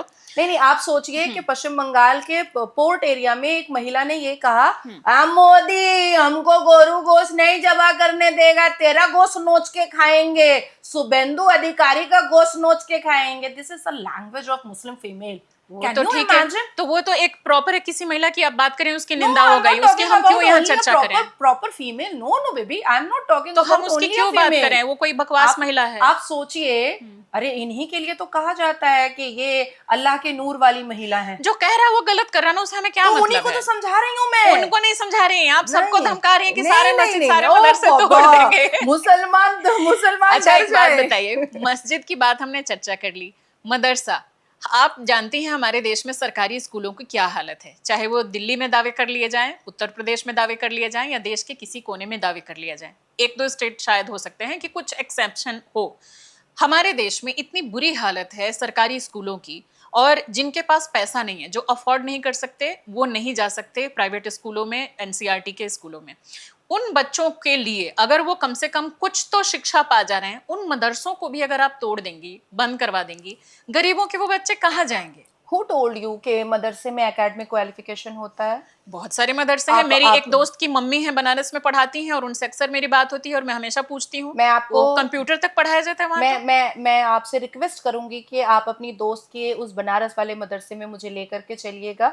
मैं सिर्फ 5 सवाल संविधान से करूंगी बच्चों से, और 5 सवाल कुरान से करूंगी। और सरकारी स्कूल में जाके वहां सवाल करेंगी, वहां बच्चों की हालत देखी है? सरकारी स्कूल वहां अभी आप देखी हैं कि क्या है? स्टूडेंट ऑफ सरकारी स्टूडेंट हैं, आपने बाद में और अच्छे से पढ़ाई कर ली होगी, सिर्फ उस पर डिपेंडेंट रहती हैं। आप इतनी इंटेलिजेंट और इतनी अच्छी मैं आपको बता, वक्ता तो नहीं बन पाती। नहीं, मैं आपको बता रही हूँ, मेरी अर्ली जो स्कूलिंग हुई है वो प्रॉपर सरकारी स्कूल से हुई है। इवन जो मेरी हायर सेकेंडरी से ग्रेजुएशन तक हुआ है, वो भी इवनिंग कॉलेज में सरकार जो चलाता था। मैं भी सरकारी स्कूल से ही पास आउट हूँ 10th तक।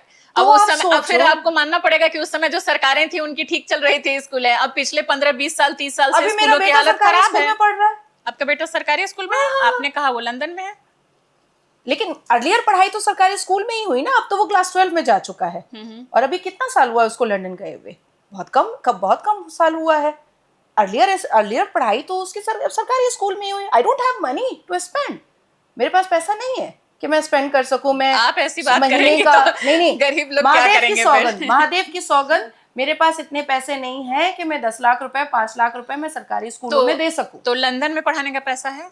वो मेरे माँ बाप पढ़ा रहे हैं, उनका फोर्स था, उन्होंने जिम्मेदारी उठाई हुई है, मैं कुछ नहीं कर सकती। तो बात तो आके वही हो गई ना, आप एक तरफ बोल रही हैं पैसा नहीं है, एक तरफ कि वो पढ़ा रहे हैं। नहीं, माँ बाप का पैसा मेरा नहीं है। नहीं, तो पढ़ाएंगे तो कहीं भी पढ़ा सकते हैं। पॉइंट है कि मेरी माँ को 3 बेटियां हुई, उनको बेटा नहीं हुआ, तो अब मेरे गोद से जब से निकला है तब से वो मेरी माँ का बेटा हो चुका है। खैर, वो मैं समझ गई, उस पे बाद में, चलिए उस पे कुछ बात कर लेंगे। बुर्का वगैरह का आप बहुत ज्यादा, और ट्रिपल तलाक, इन सब का आप बहुत ज्यादा विरोध करती रही हैं, और समय समय पर आपके कई विचार उस पर हम देखते रहे हैं। क्या इसी तरीके से परिधान का विरोध आप उन महिलाओं के लिए भी करेंगी जो ज्यादातर टियर 2, टियर 3 या उससे भी निचले तबके के गांवों और कस्बों में हिंदू महिलाएं हैं और जो घूंघट में हैं, लाखों महिलाएं? क्या उनके लिए भी आप सेम अपने विचार रखती हैं? बिल्कुल। तो उनके लिए फिर आपने कभी कुछ आंदोलन क्यों नहीं किया है? क्या किया है? मैं अभी रिसेंटली बिहार जब विधानसभा इलेक्शन के लिए गई हुई थी, हालांकि वो रील भी मेरी बहुत वायरल हुई थी। वो मैंने देखा नहीं, थोड़ा बताइए ना।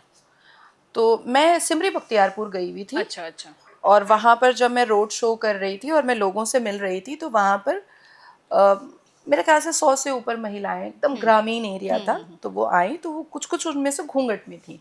तो मैंने कहा कि ये कौन सा घूंघट है आपका, किसने कहा आपको घूंघट करने? तो नहीं, किसी ने नहीं कहा।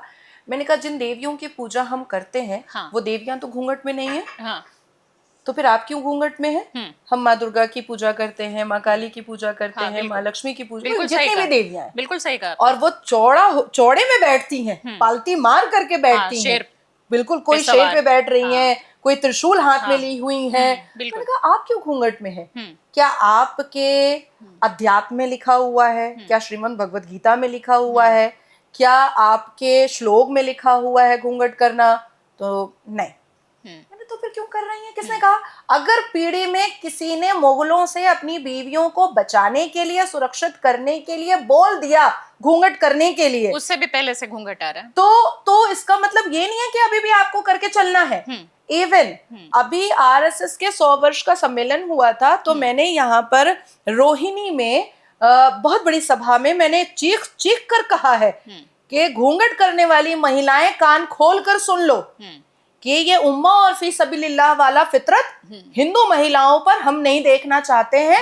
हम जिन देवियों की पूजा करते हैं वो छाती चौड़ी करके बैठती हैं, पालती मार कर बैठती हैं, शेर पर बैठती हैं। आपको घूंघट करने की कोई जरूरत नहीं है। आपका चेहरा आपकी आइडेंटिफिकेशन है और वही आइडेंटिफिकेशन होनी चाहिए। शरीर ढकना, नॉन रिवीलिंग कपड़े ना पहनना, ये अपनी अपनी सभ्यता है। और टू बी वेरी फ्रैंक, अगर कोई वेस्टर्न आउटफिट्स पहनता है या रिवीलिंग कपड़ा पहनता है, ये उसका मैटर है, इसमें मैं पढ़ती नहीं हूँ, because I am not the judgmental person and I really don't want to be. ठीक है। अच्छा, आपके एक और इंटरव्यू पर आते हैं। आपने एक इंटरव्यू में काफी पहले कहा था कि पश्चिम बंगाल में मुझे बेइज्जत किया गया, भारतीय जनता पार्टी के शुभेंदु अधिकारी और अमिताभ चक्रवर्ती ने ये किया, लेकिन अभी आप उसी शुभेंदु अधिकारी जी के जम के तारीफ कर रही हैं। तो ये आपका अचानक से ये हृदय परिवर्तन क्यों हुआ? मुझे लगता है कि ये मैंने बंगाली न्यूज चैनल में कहा था, जिसमें मैंने ये कहा है बंगाली में कि अमिताभ चक्रवर्ती जिस हिसाब से मुझे इंसल्ट करने की कोशिश में, नहीं लेट मी कंप्लीट, वो सुना था नाम उनका। नहीं, वो बंगाली में है, वो मैं उसको बोल दे रही हूँ। हाँ, नहीं, मैंने वो हिंदी वाला भी सुना है। ना, एक हिंदी में भी है, मैं आपको हिंदी में मैंने कभी ये बात ही नहीं, पश्चिम बंगाल में मुझे बेइज्जत किया गया, भारतीय जनता पार्टी के शुभेंदु अधिकारी और अमिताभ चक्रवर्ती ने किया, तो मैं साइड हुई ना।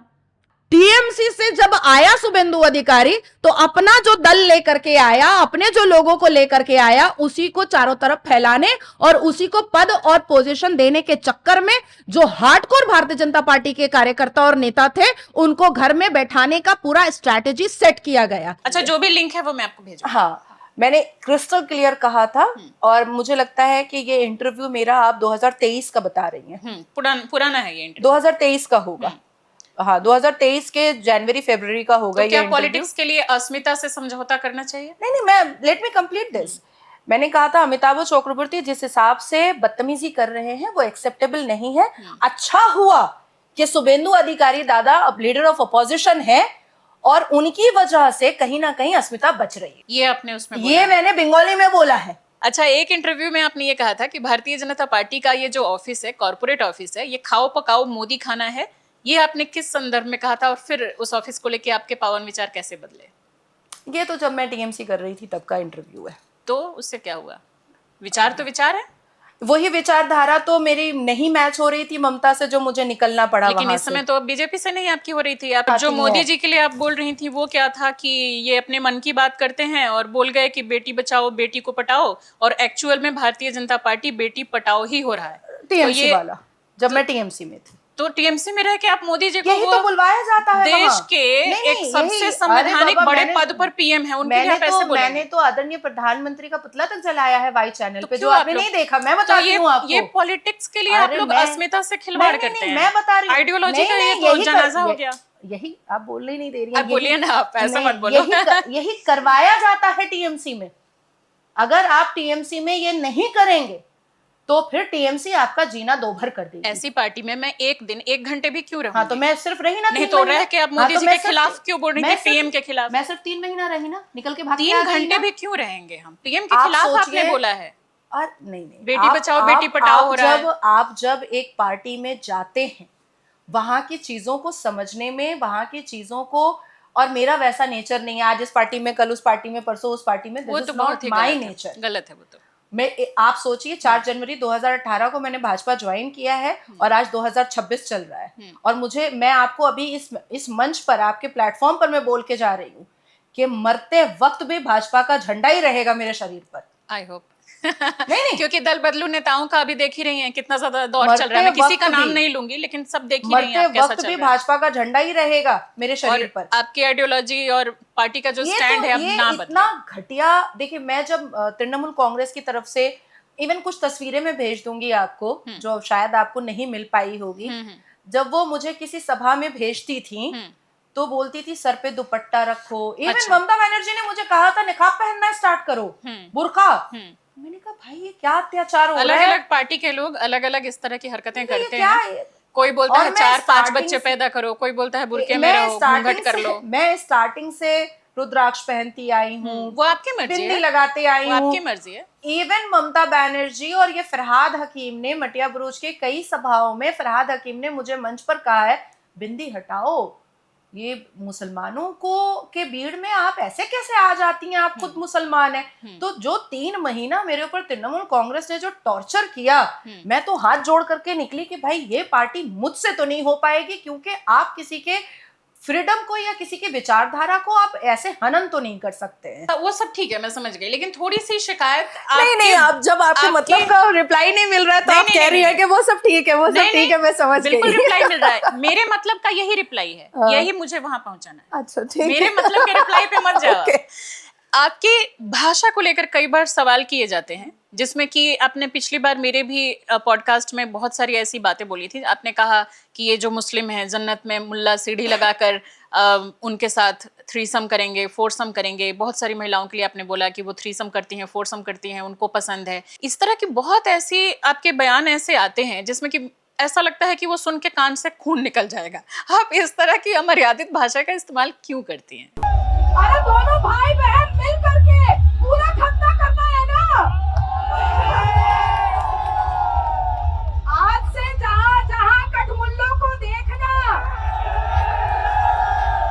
वहाँ वहाँ कैंची दिखाना, कहना थोड़ा हुआ है, पूरा कर देंगे। थोड़ी शांति से भी उनका विरोध किया जा सकता है। देखिए मुझे लगता है कि जिस हिसाब की गालियां मुझे आती हैं उसको सुनने से कान से खून निकल लोग हैं, उनको अच्छा, भूल जाइए, वो गंदे लोग हैं। अच्छा, हम आपको उस कैटेगरी में थोड़ा रखेंगे। अच्छा, आप एक इंटेलिजेंट महिला हैं, आप वकील हैं, आप एक इंटेलिजेंट पढ़ी लिखी। दूसरी बात है कि अगर वाकई में हलाला घिनौनी चीज प्रत्येक मुसलमान बेटी और महिलाओं की नजर में है तो उनको विरोध करना चाहिए, बिल्कुल करना चाहिए। 2019 में 2017 में जजमेंट इंस्टेंट ट्रिपल तलाक का आने के बाद 2019 में मैंने पॉलीगेमी हलाला बैन करने के लिए देश के सर्वोच्च न्यायालय में डाला। आप यकीन मानिए कि मुसलमान बहनों ने मुझे गालियां परोसी हैं। वो तो जिसका देखो कंडीशनिंग है, गंदी गालियां है, आप कुछ नहीं कर सकते। Complete please. इतनी गंदी गालियां, इतनी अभद्र गालियां, मैं आपको कम से कम 10,000 रिकॉर्डिंग में आपको भेज सकती हूँ, 10,000 से भी ऊपर भेज सकती हूँ। आप सोचिए, ठीक है मुझे गाली दो, मेरी माँ को गाली दे करके क्या होगा, मेरे बेटे को गाली दे करके क्या होगा। दूसरी बात कि foursome is not a defamatory word. Threesome foursome वो करती हैं, हाँ, उनको मजा आता है। और उनको मजा Still आता I am struck with my earlier statement and by hook and crook. Still I am struck with my earlier statement and by hook or crook. कि जो महिलाएं हलाला का विरोध नहीं कर रही हैं, इसका मतलब है कि उनको थ्रीसम फोरसम उनको पसंद है। हाँ, नहीं, हलाला नहीं, ट्रिपल तलाक की बात हो रही थी। जो महिलाएं पॉलीगेमी का विरोध नहीं कर रही हैं और जब हम उसको बैन करने के लिए इतना परिश्रम करते हैं, इतनी मेहनत करते हैं, एक PIL सबमिट करना और उसका जजमेंट लेकर के आना मुंह की बात नहीं होती है। मैं बिल्कुल समझ गई, उसमें सालों साल मेहनत लगती है। उसका तो इसका मतलब है हमें तरीका अपनाना होगा। उसका मतलब है कि उनको थ्रीसम फोरसम पसंद है। अभी एक रील बहुत वायरल हुई है जिसमें पिंक कलर का दुपट्टा ओढ़ करके एक मुस्लिम महिला कह रही है कि ये तो इस्लामिक चीज है, हलाला, इसको बैन नहीं किया जा सकता तो है। आप ये बात समझिए ना कि उसको एजुकेशन वैसा दिया गया है या नहीं दिया गया है, उसकी कंडीशनिंग ऐसी हुई है, उसकी कंडीशनिंग वैसी हुई है, तो उसको सही तरीके से एडुकेट करना होगा ना। मैं इतना थ्रीसम फोरसम बोलेंगे तो और भड़क जाएगी, हमारी बात सुनेगी, भड़क जाए, मुझे कोई फर्क नहीं, समझाना पड़ेगा ना। भड़क जाए, आपने घूंघट के लिए समझाया, भड़क जाए, उसके लिए भी समझाया नहीं, समझाने से वो नहीं मानते हैं। और मैंने क्या गलत बोला है? मैंने क्या गलत बोला है? मैं समझाई तो रही हूँ कि जो महिलाएं सच में रिस्पेक्टफुल है, जो महिलाएं अपने आप से मोहब्बत करती हैं, जो महिलाएं अपने आप का बहुत मान सम्मान करती हैं, वो पॉलीगेमी और हलाला का विरोध बिल्कुल करेंगी। और अगर नहीं कर रही हैं, मुझे गालियां दे रही हैं, तो इसका मतलब है कि उनको थ्रीसम फोरसम उनको पसंद है। That's all. ठीक है, इसको हम अच्छे मर्यादित शब्द भी बोल करके उनको समझा सकते हैं। एकदम मर्यादित शब्द में बोला है मैंने, छोटे-छोटे एक्ट्स के द्वारा उनको समझा सकते हैं उनके बीच जाके। एकदम मर्यादित शब्द में बोला है मैंने। अब एनजीओ की आपने बात की, कुछ नुक्कड़ नाटक उनके जरिए हम उन अनपढ़ या फिर कम समझदार महिलाओं को समझा सकते हैं मर्यादित रहते हुए। इसीलिए तो मैं कह रही हूँ कि मदरसे में कुरान के साथ साथ एक तो कुरान पढ़ना ही क्यों है, आपको घर में पढ़ लो। मैंने अपनी अम्मा से कुरान पढ़ा, मेरे घर के सारे लोगों ने अपने अपने घर के बड़ों से कुरान पढ़ा, हमें मदरसे की तो जरूरत नहीं पड़ी। अच्छे स्कूल सरकार बना देना, मदरसे बंद करे। अगर अच्छे स्कूल बन जाए तो बंद क्वालिफिकेशन है ही नहीं। अच्छे स्कूल बन जाए ना, गवर्नमेंट स्कूल में पढ़ाई का आप चुनिंदा 4 मदरसों को लेकर के या अपनी दोस्त का एक बनारस का मदरसा लेकर के आप पूरे देश के मदरसों को आप अच्छा नहीं बोल सकती हैं। पढ़ रहे हैं वो भी बंद हो जाएगा। क्या पढ़ रहे हैं? सरकारी बनाए क्या पढ़ रहे हैं? अल्हम्दुलिल्लाह रब्बिल आलमीन मालिकी यौमिद्दीन। आप बताइए मैंने क्या बोला? ना आप बताइए ना मैंने क्या बोला? जब मैं वो नहीं जानती तो मैं कैसे जानूंगी? मैंने क्या बोला? अरबी बोल रही हैं। मैं समझ गई कि आप अरबी बोल रही हैं। आप बताइए कि पूरे भारत में सरकारी स्कूल की स्थिति सुधारी जाए। अरे बाबा, इसके स्कूल की स्थिति नहीं सुधारेंगे हम। पूरे भारत में जो मदरसे चल रहे हैं, अगर उसमें से मान लीजिए 100 मदरसे में एकेडमिक क्वालिफिकेशन हो रही है, तो उससे क्या फर्क पड़ रहा है? यहाँ करोड़ों मदरसे हैं जिसमें कुलिया अय्युहल काफिरून बताया जा रहा है, और वो कुलिया अय्युहल काफिरून का अर्थ निकलता है कि ए इस्लाम के मानने वालों कह दो काफिरों से। समझ गई। स्कूलों की हालत हम बेटर क्यों नहीं कर सकते? आपको पता है पिछले 2 साल में 80,000 स्कूल सरकार ने बंद वहां पर स्कूल बनेगा और स्कूलों की हालत अच्छी हो रही है। पहले से बहुत अच्छी हो रही है। पिछले 2 साल में बंद पहले से बहुत अच्छी हो रही है। आंकड़ा मैं एक बार और चेक करके लगा दूंगी। पिछले 1 या 2 साल में 80,000 स्कूलों को बंद कर दिया गया, सरकारी स्कूलों को। वो बच्चे अब जा नहीं पा रहे हैं, छोटे बच्चे नहीं जा पा रहे हैं, लड़कियां नहीं जा पा रही हैं, क्योंकि जो दूसरे स्कूल हैं ज्यादा दूर हैं। तो ये सरकार तो और स्कूलों को बंद कर रही है। उत्तर प्रदेश के 27,764 प्राथमिक स्कूलों पर ताला लगने जा रहा है। 5,000 स्कूलों पर ताला लग चुका है। जो बच्चे कुछ दूरी चलकर अपने स्कूल पहुंच जाते थे, अब मुमकिन है उन्हें कुछ ज्यादा दूरी तय करनी पड़े। सोशल मीडिया पर लोग स्कूल चले हम के ऐड शेयर कर नाराजगी व्यक्त कर रहे हैं। कहाँ खुल रहे हैं? नहीं, मुझे नहीं लगता। मैं बहुत ट्रैवल करती हूँ और मुझे ऐसा लगता है इस देश में ऐसा कोई राज्य नहीं है जहाँ मैं नहीं जाती हूँ। सरकारी मुझे 50 लोगों ने, मैं 5 लाख भी नहीं बोल रही हूँ, 5 करोड़ तो छोड़ ही दीजिए, मुझे 50 लोगों ने आकर के नहीं बोला कि सरकारी स्कूलों में पढ़ाई बड़ी गंदी हो रही है, यहाँ तक के खराब भी होती है और बंद कर दिए गए, वो भी बंद कर दिए गए। मेरे यहाँ जो है 87 बच्चे हैं और मेरे यहाँ प्राथमिक विद्यालय अनूपखेड़ा मर्ज हुआ है। वहाँ की टीचरें 2 तो आ गई हैं, लेकिन बच्चा एक भी नहीं आया। और हमारे यहाँ की टीचर वहीं की टीचर बता रही थी कि हमने संपर्क किया अभिभावकों से, तो उन्होंने कहा कि 2 किलोमीटर में बच्चों को पैदल भेज नहीं सकते। भोपाल के, नागपुर के और आपके पश्चिम बंगाल के कई सरकारी स्कूलों में मैंने विजिट करके वहां पर अपनी स्पीचेस रखी है। मैंने बच्चों से बैठ करके पूछा है कि यहाँ पर कैसी शिक्षा हो रही है, क्या चल रहा है। उन्होंने सब कुछ अच्छे से बताया। 300-400 बच्चों लैब दिखाया, 1 या 2 टीचर होते हैं, लैब दिखाया, सब कुछ दिखाया। With many primary schools operating with just one teacher handling all subjects. बच्चों को पढ़ाने का आपको सरकार 60,000 रुपए दे रही है, अब आप दारू पे किस तरीके से बच्चों को पढ़ाते हैं? और जो स्कूल अभी भी बहुत इनहैंस नहीं हुआ है या उसमें वहां तक डेवलपमेंट नहीं पहुंचा है, मुझे पूरी उम्मीद है कि आने वाले 1-2 साल में वहां पर भी अच्छी शिक्षा का इंतजाम किया जाएगा। और अगर आपके पास कोई ऐसा डिटेल है तो काइंडली आप मुझे दीजिए, मैं उसको एजुकेशन मंत्री तक पहुंचाऊंगी, राज्य के एजुकेशन मिनिस्टर तक और केंद्र के एजुकेशन मिनिस्टर तक, बल्कि मैं ये मुहिम छेड़ दूंगी। बिल्कुल करो आप ये काम। मैं आपको महादेव की सौगंध खाकर बोलती हूँ कि मैं मुहिम छेड़ दूंगी। बिल्कुल आपको छेड़ना पड़ेगा। आपको सरकारी स्कूलों को बेटर करना ही पड़ेगा, लेकिन मदरसा तो खत्म होगा चाहे जो हो जाए। ठीक है, आपके अगले बयान पे आते हैं। राहुल गांधी को आपने पीस ऑफ शिट कहा, ये अभद्र भाषा नहीं है? अपोजिशन लीडर जो कि एक संवैधानिक पद पर हैं, उनके लिए ऐसी भाषा?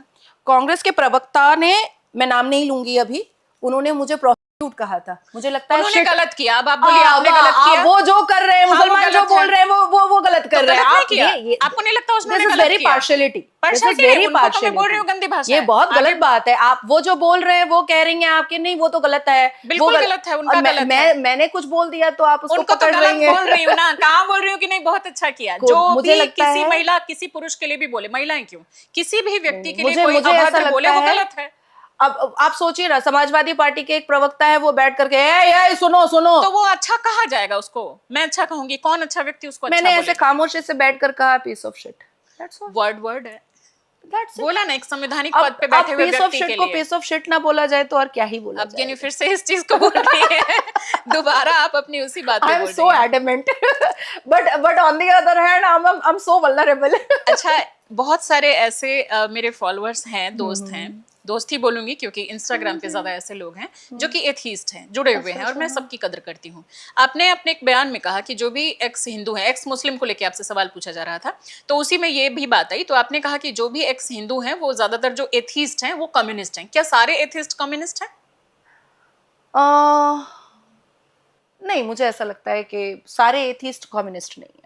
नहीं, बहुत सारे ऐसे, मान रही है ना आप इस चीज को? बहुत सारे ऐसे एथीस्ट हैं, होंगे इन बातों को सुन के। नहीं, बहुत सारे ऐसे एथीस्ट हैं जो बहुत ज्यादा साइंस और टेक्नोलॉजी पर बहुत ट्रस्ट करते हैं। इवन मेरे जान पहचान में 10-12 ऐसे एथीस्ट हैं जो बहुत सारी उन्होंने किताबें लिखी हैं, बहुत सारे साइंस के ज्ञान के विज्ञान की बातें वो बहुत अच्छी और बहुत अप्रोप्रिएट करते हैं। तो नहीं, बिल्कुल भी नहीं। अगर उस सवाल में उन्होंने काउंटर किया होता तो डेफिनेटली मैं ये जवाब उन्होंने नहीं किया, और यही मुझे दुख हुआ कि भाई क्यों नहीं कर रहे हैं। नहीं, उनको करना चाहिए। अच्छा, आपके टेम्पर को लेकर भी आपके जो बयान होते हैं नीचे बहुत कमेंट्स थे। मैंने 2-3 इंटरव्यू देखे पॉडकास्ट में, तो उसमें जिसमें थोड़ा सा गुस्से में बोल रही थी, एक कोई जनतंत्र करके चैनल पे आपका था, उसमें भी मैं देख रही थी, तो बहुत सारे लोगों ने कमेंट बॉक्स में लिखा कि ये महिला इतने एग्रेशन में क्यों रहती है, भाई इसको कहीं थेरेपी लेने के लिए भेजो। इस पर आपका क्या रिएक्शन है? I am such a very polite person. लेकिन वो आपके बयान बहुत ही कभी-कभी एकदम इतने लाउड, इतने अग्रेसिव हो जाते हैं। अभी क्या हुआ, नहीं, डिबेट में, नेशनल न्यूज़ के डिबेट में क्या होता है कि जो इस्लामिक स्कॉलर्स बैठते हैं वो बातों को रखने ही नहीं देते हैं, तो वॉइस थोड़ी सी लाउड करनी पड़ती है। और आप खुद नेशनल न्यूज़ पे काम कर चुकी हैं, आप खुद डिबेट करवा चुकी हैं, तो कई बार आप लोगों को भी किसी एक की बात सुनने के लिए दूसरे का जो वॉइस है वो डाउन करवाना पड़ता है पीसीआर में बोल करके। तो वहां पर थोड़ा सा मुझे लाउड होना पड़ता है कि यार एक तो मिलता है, आधे घंटे का शो है तो 1 मिनट मिलता है, और अगर 40 मिनट्स का शो है तो 1.5 मिनट मिल जाता है या 2 मिनट मिल जाता है। अब उसमें भी अगर अपनी बात ना रख पाए तो फिर बैठाया ही क्यों है? नहीं, जैसे कि कुछ पॉडकास्ट में भी देखा, वो लोग तो इस पॉडकास्ट में बोल रहे थे कि कभी-कभी बहुत लाउड हो जाती हैं, अग्रेसिव हो जाती हैं, गुस्से में आ जाती हैं। Late me complete. जनतंत्र का जो एंकर मेरा पॉडकास्ट कर रहा था, उसका नाम सद्दाम है। और मैंने सद्दाम को कम से कम 5 बार बोला है कि सद्दाम बेटा तुम्हारे साथ इंटरव्यू करने में मुझे बहुत मजा आया है। ये भी सुना मैंने, बोल रही थी आप। और वो जब इंटरव्यू कंप्लीट हुआ ना, तो वो अच्छा, कल भी उसने मुझे मैसेज किया कि मैम अगर दिल्ली में है तो प्लीज आइएगा। अच्छा। आपका इंटरव्यू में बहुत नॉर्मल कर रही हूँ, आपको ऐसा लगा कि नहीं, मेरे साथ ठीक है, अग्रेशन में हूँ या मैं बहुत ये वो बोल मेरे साथ आप इसलिए ठीक है, हम दोस्त हैं ना। नहीं, और मैं आपको कुछ ऊंचाई पे देखना चाहती हूँ, इसलिए सारे आरोपों को आज यहाँ एकदम खत्म कर देंगे। I am such a very polite person. Even सिर्फ नेशनल न्यूज़ डिबेट में जब बात नहीं देने दिया जाता, हाँ, जब बिल्कुल वो बोले ही जा रहा है इस्लामिक स्कॉलर ऊंची आवाज में, तो उसकी आवाज को नीचा करने के लिए अपनी आवाज को ऊंची करनी पड़ती है, अदरवाइज कभी भी नहीं। मैं बहुत ही फन लविंग, बहुत ही पोलाइट पर्सन हूँ, लेकिन कुछ लोग, खास करके एक जो एम फैक्टर वाले लोग हैं, वो मुझे क्रिटिसाइज करने के लिए बहुत कुछ बोलते हैं। एक चीज और मैं ऐड करना चाहती हूँ। हाँ, ए मोटे होठ वाली, सुना है मैंने, ये सब चीजें भी लोग बोलते हैं। उनको इसका शक्ल हिजड़े जैसा है, नजरअंदाज करिए, वो घटिया लोग हैं। चाहो तो उस पर डिफेमेशन का केस डालो। आपने जब उस कमेंट को उठाया कि इसको थेरेपी की जरूरत है, तो इस कमेंट को भी उठाइए। उन लोगों को मैं उस गिनती में नहीं रखती, गाली वालों को आप गिनती में रखेंगे। नहीं, आपको ऐसा लगा कि उस कमेंट जेल ही डाल देना चाहिए। उस कमेंट पर कुछ बात हो सकती है, कुछ सच्चाई निकल सकती है कि नाजिया इलाही खान को वाकई में थेरेपी की जरूरत है, लेकिन ये जो सामने वाला ये कह रहा है उसमें उसको जेल की जरूरत है, उसको थेरेपी की जरूरत नहीं है, उसको जेल की जरूरत है। और मुझे ऐसा लगता है कि अगर किसी को ऐसा लगता है कि वाकई में मुझे थेरेपी की ज़रूरत है तो वही डॉक्टर सजेस्ट करते, और लाइव स्ट्रीम में मैं थेरेपी पर बैठूंगी, और अगर डॉक्टर ने कहा कि आपको सच में काउंसलिंग की ज़रूरत है तो माँ काली की सौगंध में जाकर के पूरी काउंसलिंग भी करवाऊंगी। लेकिन मुझे ऐसा लगता है कि डॉक्टर कहेगा नाजिया प्लीज जाइए, आपको काउंसलिंग की बिल्कुल जरूरत नहीं ठीक है। क्या आप अभी भी मुसलमान हैं? आपके नाम के आगे चूंकि खान लगा है। नाम माने दिया है और मेरे नाम के, लेकिन ये तो आपके पति का सरनेम है। एग्जैक्टली रहमान है आप? मैं रहमान। हाँ। इलाही खान जो है वो मेरे हस्बैंड का है। दूसरी शादी होती तो डेफिनेटली ऐसे तैर रहे हैं 10-12 पति मेरे रोड पर और हवाओं तो में। फिर आप अब जब मुसलमान नहीं हैं कि नहीं है, पहले क्लियर करो। हाँ बिल्कुल प्रैक्टिस। तो मुसलमान हैं, अगर आप प्रैक्टिसिंग मुसलमान हैं तो सारे जो नियम कानून एक मुसलमान के लिए इस्लाम और कुरान के तहत, हदीस के तहत चलता है, वो तो आप नहीं मानती। आप बुत परस्ती करती हैं, आप बिंदी लगाती हैं, आप टीका लगाती हैं, या और भी बहुत सारी ऐसी चीजें हैं जो कि आप करती हैं जिससे कि वो आपको खारिज करता है। तो आप मुसलमान बची कैसे? मैं संवैधानिक देश में रहती हूँ और संविधान मुझे इस बात की इजाजत देता है कि बिल्कुल मैं इजाजत अपना है। फ्रीडम ऑफ रिलीजन मान सकती हूँ। वो है। महमूद मदनी हो या अरशद मदनी हो या इस देश में जितने भी इस्लामिक स्कॉलर, मौलाना, मुफ्ती, हाफिज कुरान, सब कहते हैं कि भारत में भाईचारगी है। तो मुझे ऐसा लगता है कि all India Muslim personal law board को मुझे बुला करके अवार्ड देना चाहिए कि भाईचारगी का सही मिसाल मैंने पैदा किया है। लेकिन जो कुरान है, इस्लाम के नियमों के तहत तो आप मुसलमान बची नहीं ना। नहीं, मैं तो क्या खान सिर्फ इसलिए लगाती है कि बीजेपी में आप एक छोड़िए, नजरों में रह सकें? संविधान मुझे इस बात की इजाजत नहीं देता है कि मैं 5 वक्त की नमाज में आपको काफिर बोलूं। तो क्या करूं, मैं वायलेशन करूं संविधान का? आप अपना बताइए कि मुसलमान है कि नहीं है? हैं तो खान आप लगा रही हैं, तो वो क्यों लगा रही हैं जब उसके नियमों को आप नहीं मान रही हैं इस्लाम तो फिर मैं एक बात बोलती हूँ, जो लोग कुरान के खिलाफ जाकर के मजार परस्ती कर रहे हैं, मैं उनको मुर्तद बोलूं? बिल्कुल बोल सकती हैं, अगर वो नियम के खिलाफ है। क्यों नहीं बोल सकते? बिल्कुल नियम के खिलाफ है। तो बोलिए। ये जितने इस्लामिक स्कॉलर हैं ये भी तो मुसलमान नहीं है, क्योंकि हमारे में तो टीवी पर आना गुनाह है, हराम है।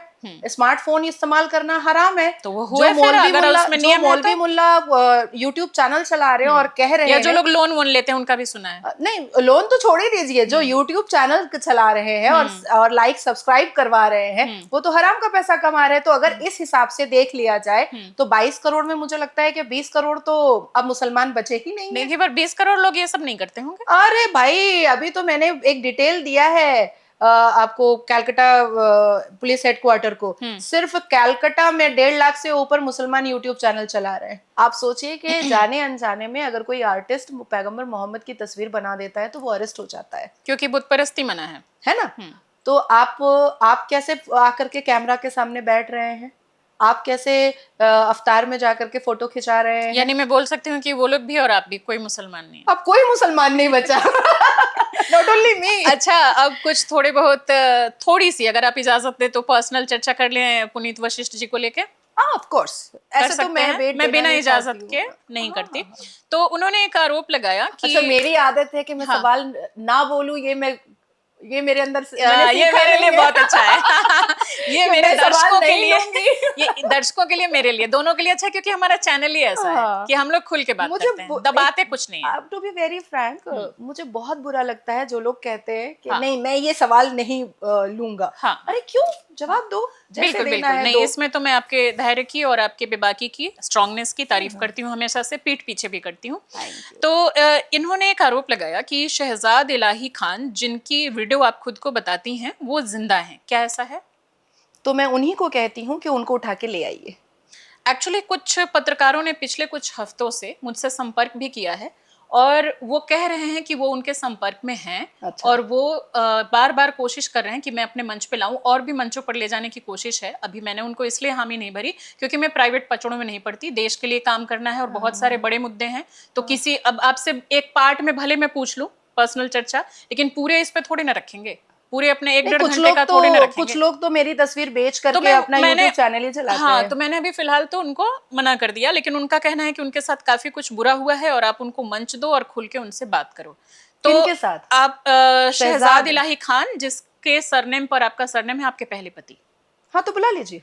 तो ये वो लोग दावा कर रहे हैं, कुछ पत्रकार, कि उनके साथ बहुत गलत हुआ है, उनको मंच दीजिए और वो मरे नहीं है, I mean he is alive. हाँ, तो बुला लीजिए। ये दावा किया जाए। हाँ, बुला लीजिए। ठीक है, तो ये तो अलग हो गई इतना बात। आप मेरा उपकार करेंगी कि अगर वो सच में नहीं मरा है तो मेरे बेटे, एक तो सबसे पहला कि मेरा बेटा जो अनाथ की जिंदगी जिया है, अनाथ नहीं है, आप हैं, आपके मम्मी पापा उसके साथ तो नहीं, जो प्रैक्टिकल बात है, पिता के एक बचपन से जो वो बिना पिता के जो वो जिया है, उसके लिए माँ बाप दोनों मैं बनी हूँ। एक के 16 साल की उम्र में उसको अपने पिता का सामना होगा, उस पिता जिसने उसको मरने का नाटक करके अबैंड किया है, अगर वो जिंदा है तो एक अबैंडेड ही तो किया है ना, तो वो पूरे हिसाब मांगेगा 16 साल के। तीसरा, तो आपने मतलब उनका शव देखा था? बिल्कुल, क्योंकि एक्सीडेंटल। एग्जैक्टली। तीसरा कि मेरे बेटे का, मुझे छोड़ दीजिए, लेकिन मेरे बेटे का हक तो अपने दादा और अपने पिता के संपत्ति पर, सब चीजों पर है। चौथा कि आप कितना बड़ा उपकार करेंगी, बल्कि मुझे बुला लीजिएगा उस वक्त खामोशी से, कितना बड़ा उपकार करेंगी कि 16 साल तक जो इतनी कश्मोकश से, इतनी जद्दोजहद से, अपने माँ बाप की वजह से मैं उसको पाल पोस करके बड़ा की हूँ, उसका भी हिसाब मेरा बेटा मांगेगा कि जब तुम जिंदा थे तो मुझे बिना बाप की जिंदगी क्यों जीनी पड़ी। बिल्कुल, आपकी बातों से मैं 100% सहमत हूँ। तो आप मेरे साथ बुरा नहीं करेंगे उसको बुला करके। समझ गई, बुरा तो करने का कोई बेटे सवाल ही के नहीं है। साथ बहुत अच्छा कर देंगी। इवन मैं अपने बेटे को भी बुलवा लूंगी, हम दोनों माँ बेटा यहाँ पर आएंगे और पुलिस लेकर आएंगे कि ये आदमी मरने का नाटक किया और मुझे छोड़ दो। मिट्टी वगैरह हुई थी उनकी? बिल्कुल। आपने मेरे बेटे को भी आपने अनाथ बना दिया पूरी दुनिया के सामने। मेरा बेटा जब घुसक रहा था तब उसके पास अब्बा बोलने वाला कोई नहीं था। मैं समझ गई उसके दर्द को। दूसरा आरोप पुनीत वशिष्ठ जी ने ये लगाया है कि एक दूसरी शादी भी आपकी हुई थी परवेज आलम नाम के शख्स से, और इसको भी आपने दुनिया से छुपाया। इस पर कोई प्रतिक्रिया? Actually I don't know about that. और अगर मैं, एक तो he is not a valuable person कि मैं उसके हर सवाल का जवाब दूं। नहीं, वो ठीक है, लेकिन छोटे छोटे जो आरोप हैं, जो कि दिन रात अगर सामने तैर रहा है, लेकिन तो हमें लगता है कि थोड़ा सा उसको हम अगर उस पर बात कर लेंगे तो सही रहेगा। रिनाउंड लोगों का ना, ऐसा नहीं है कि आपके चरित्र पर बात नहीं उठती होगी, बिल्कुल होती होगी, हाँ। लेकिन आपने पूछा है तो मेरी तो आदत है जवाब देना ही है। उसको छोड़िए, तीसरा एक आरोप इन्होंने लगाया है। मैं इसका जवाब दे देती हूँ। अच्छा, इसको भी ले आए वो, आपके साथ ही बैठा दे, कोई दिक्कत नहीं है, ठीक है। इन्होंने, लेकिन मैं आपको एक चीज कह दे रही हूँ कि मेरे उठने के बाद अगर आप पुनीत वशिष्ठ का पॉडकास्ट करने वाली हैं तो बिना मेरे परमिशन के मेरा फोटो मत यूज कीजिएगा। नहीं, मैं कोई पॉडकास्ट नहीं करने वाली हूँ। तीसरा आरोप ये है कि तीसरे पति को लेके वो अपने यूट्यूब चैनल से ही सारा मैंने उठाया है। उन्होंने ये बोला था कि तीसरे हस्बैंड हैं सचिन प्रसाद, डॉक्टर सचिन प्रसाद, ऐसा वो बोल रहे थे। उनके बारे में भी आपने जानकारी छुपाई और 20 अक्टूबर 2017 को डॉक्टर सचिन प्रसाद से आपकी शादी हुई थी और इसकी बहुत सारी तस्वीरें, एक बांग्ला करके कोई न्यूज़ है, उन्होंने भी अपने चैनल पे डाला है और इन्होंने वहीं से लिया हुआ है और इन्होंने उसका जिक्र किया है। तो क्या ऐसा कुछ था डॉक्टर सचिन प्रसाद के साथ 20 अक्टूबर 2017 को कोई शादी? डॉक्टर सचिन प्रसाद के नाना जो हैं वो फॉरवर्ड ब्लॉक के बहुत बड़े नेता थे और बिहार के वो मेंबर ऑफ पार्लियामेंट थे और कलकत्ता के वो मेयर रह चुके हैं। तो उनके नाना श्याम सुंदर गुप्ता के पूरी फैमिली से मेरा बहुत अच्छा रिलेशन था। इवन सचिन प्रसाद से भी बहुत अच्छा रिलेशन था, उसके अम्मा अब्बा से, उसके छोटे भाई ऋषभ प्रसाद से, तो पूरे खानदान को मैं जानती हूँ। दूसरा कि जो तस्वीरें वो बंगाली चैनल जो लगाया है उसमें सचिन है खड़ा हुआ, उसके माँ बाप है और मैं एयरपोर्ट के बाहर खड़ी हुई हूँ और एक उनके साथ में भी तस्वीर है, ऐसे साथ में बैठी हुई हूँ। वो आपके साथ भी बैठ सकती हूँ, बहुत सारे लोगों के साथ बैठने और शादी का एक डॉक्यूमेंट भी उन्होंने डाला हुआ है शादी का। That was very blur. मैंने उसको अभी 2025 के नवंबर में कलकत्ता हाई कोर्ट को दिया है क्योंकि एक मैरिज सर्टिफिकेट उसने परवेज आलम का डाला है जिसमें जितने भी विटनेस है वो हिंदू हैं और ब्राइड और ग्रूम दोनों मुसलमान हैं। तो मैंने उसको भी हाई कोर्ट में डाला है, चैलेंज कर दिया और इसको भी चैलेंज कर दिया। अच्छा, उन्होंने एनरोलमेंट नंबर को लेके भी आरोप लगाए हैं कि एडवोकेट होने का एनरोलमेंट नंबर आपके पास नहीं है बार काउंसिल ऑफ इंडिया का, तो इसको लेकर आप क्या कहेंगे? मुझे लगता है कि आराम से जाएं, वो बार काउंसिल में वो कंप्लेन करे, केस करे, वहां मैं जवाब दूंगी। ये उनके लिए आखिरी वीडियो हो, इसके बाद वो ना बोल पाए, इसके लिए क्या हम लोग ऐसा कर सकते हैं, मेल पे आपके पास हो, आप एनरोलमेंट नंबर हमें बता दो, हम चला देंगे अपने चैनल पे, ताकि इसके बाद इसको लेकर सवाल नहीं, वो बोलता रहेगा, बंद हो जाए। वो बोलता रहेगा, वो नहीं किसी के लिए भी। नहीं, मैं आपको बता रही हूँ ना कि ये जो आप बांग्ला चैनल के बारे में बोल रही हैं, ये 2019 से ये चला रहा है, 2019 से। तो हम एनरोलमेंट नंबर डाल देते हैं ना, उसको पता है। नहीं, उसको आप मुझे प्रोवाइड करिए, मैं डाल देती हूँ। Everyone knows. और जो बोल रहा है, मुझे ऐसा लगता है कि उसको थोड़ी मेहनत भी करनी चाहिए। और पुनीत वशिष्ठ जहां पर रहता है, उसके 200 मीटर पर जुहू पुलिस स्टेशन है। जुहू पुलिस स्टेशन को अगर वो एक लेटर देगा कि मुझे ऐसा लगता है कि नाजिया इलाही खान वकील नहीं है, लेकिन वो इम्पर्सोनेट कर रही है, इसकी इंक्वायरी की जाए, तुरंत मुझे जुहू पुलिस स्टेशन से कॉल आ जाएगा। तो और मैं बाउंड हो जाऊंगी बताने के लिए। वो तो मैं समझ गई, लेकिन इसको लेकर मेहनत तो करनी पड़ेगी, मेहनत करनी पड़ेगी, तभी उनको छोड़िए ना, मैं तो अपने लिए मांग रही थी कि मैं चलाऊंगी ना। नहीं, ये रहा नाजिया जी का एनरोलमेंट नंबर। पुनीत वशिष्ठ को मेहनत करनी पड़ेगी। तो इसमें एक चीज और, लेकिन फिर इसके काउंटर में आता है, अभी पुनीत वशिष्ठ के ऊपर पुनीत वशिष्ठ के ऊपर टोटल 6 FIR अभी हुए हैं, और 2 police in action writ petition Calcutta high court में हुआ है, और अभी वेडनेसडे वाले दिन दिल्ली हाई कोर्ट में डेफेमेशन का केस उसके ऊपर होने जा रहा है। उनका कहना है कि उन्होंने भी बहुत सारे आपके ऊपर केस डाल रखे हैं। बहुत अच्छी बात है, बहुत अच्छी बात है। मैं तो सारे केसेस का आपको कॉपी दे दूंगी। ठीक है, एक कॉपी मुझे भी मिली एक केस की।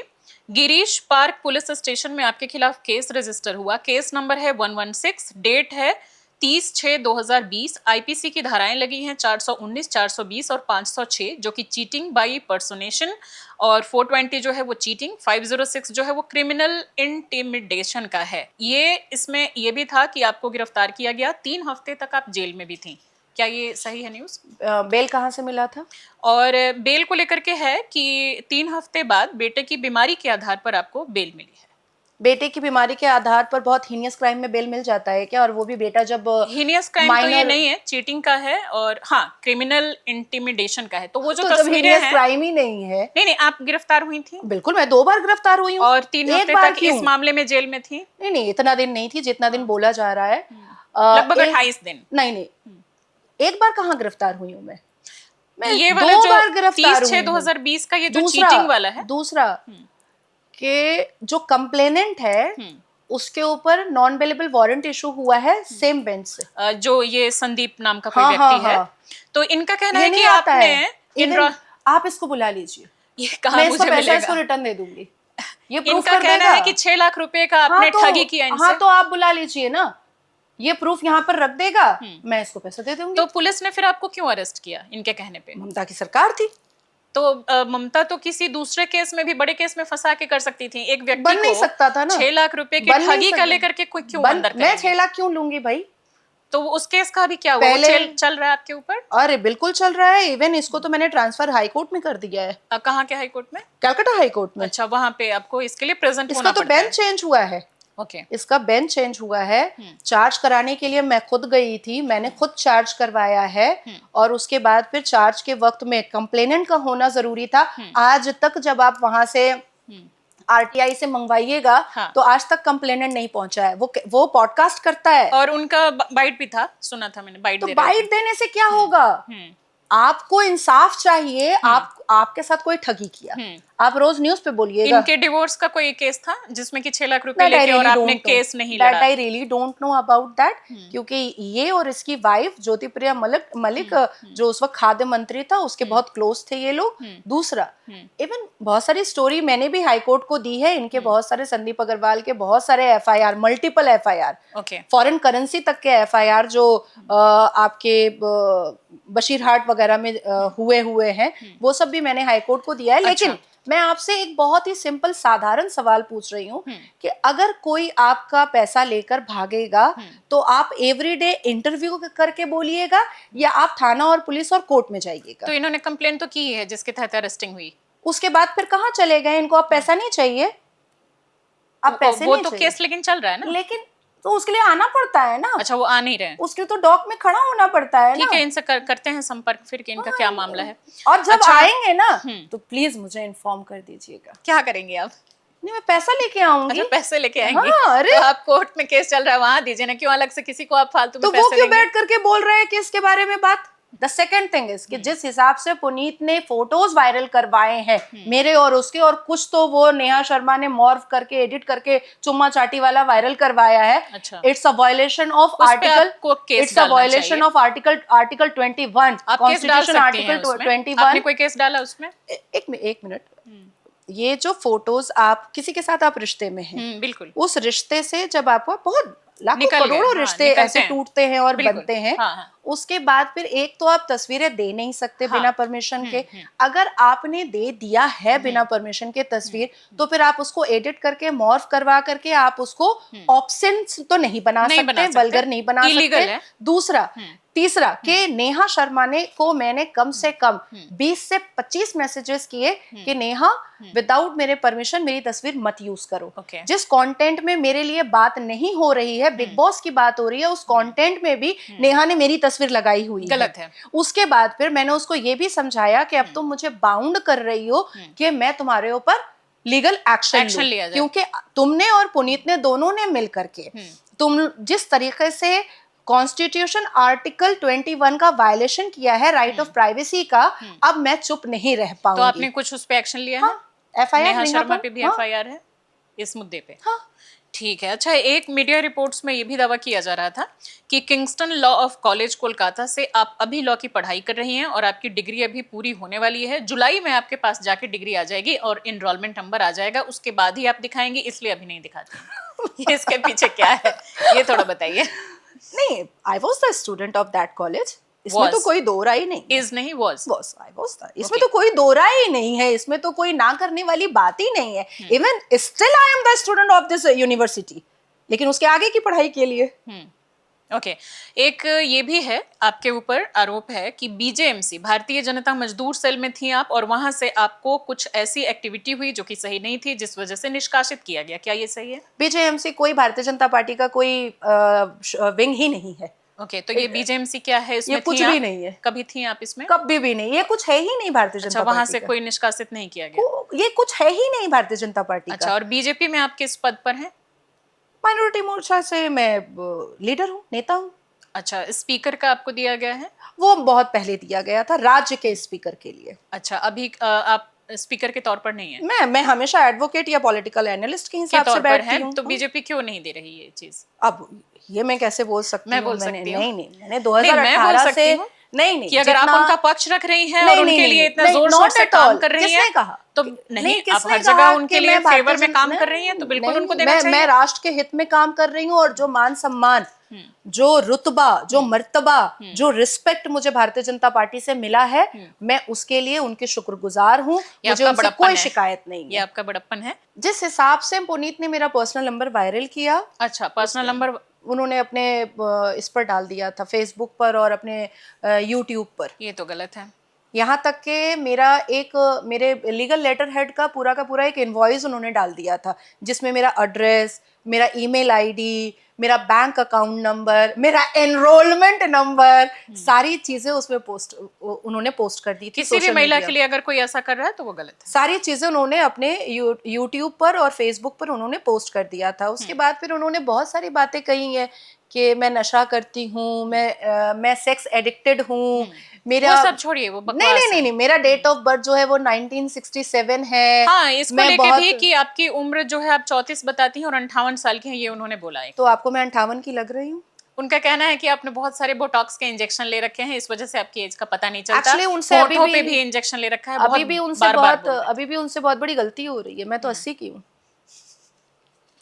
तो डेट ऑफ बर्थ भी आप दीजिए ना, मैं आधार कार्ड आपका चला देती हूँ ब्लर करके, आपका उसमें मैं ओरिजिनल बर्थ सर्टिफिकेट दे दूंगी आपको। आप सिर्फ डेट ऑफ बर्थ क्यों मांग रही हैं मुझसे? अब मैं उसमें वो जो जरूरी होगा वो चीज ब्लर करके डीओबी आपका ऑन एयर। अरे क्या बात कर रही हैं? जिससे कि इसके बाद इस पर सवाल ना उठे। मैं आपको चैलेंज कर रही हूँ कि दुनिया का सारा क्लैरिफिकेशन भी अगर दे दिया जाएगा तो पुनीत वशिष्ठ और संदीप अग्रवाल वो मेरा नाम ना ले, ये हो ही नहीं सकता।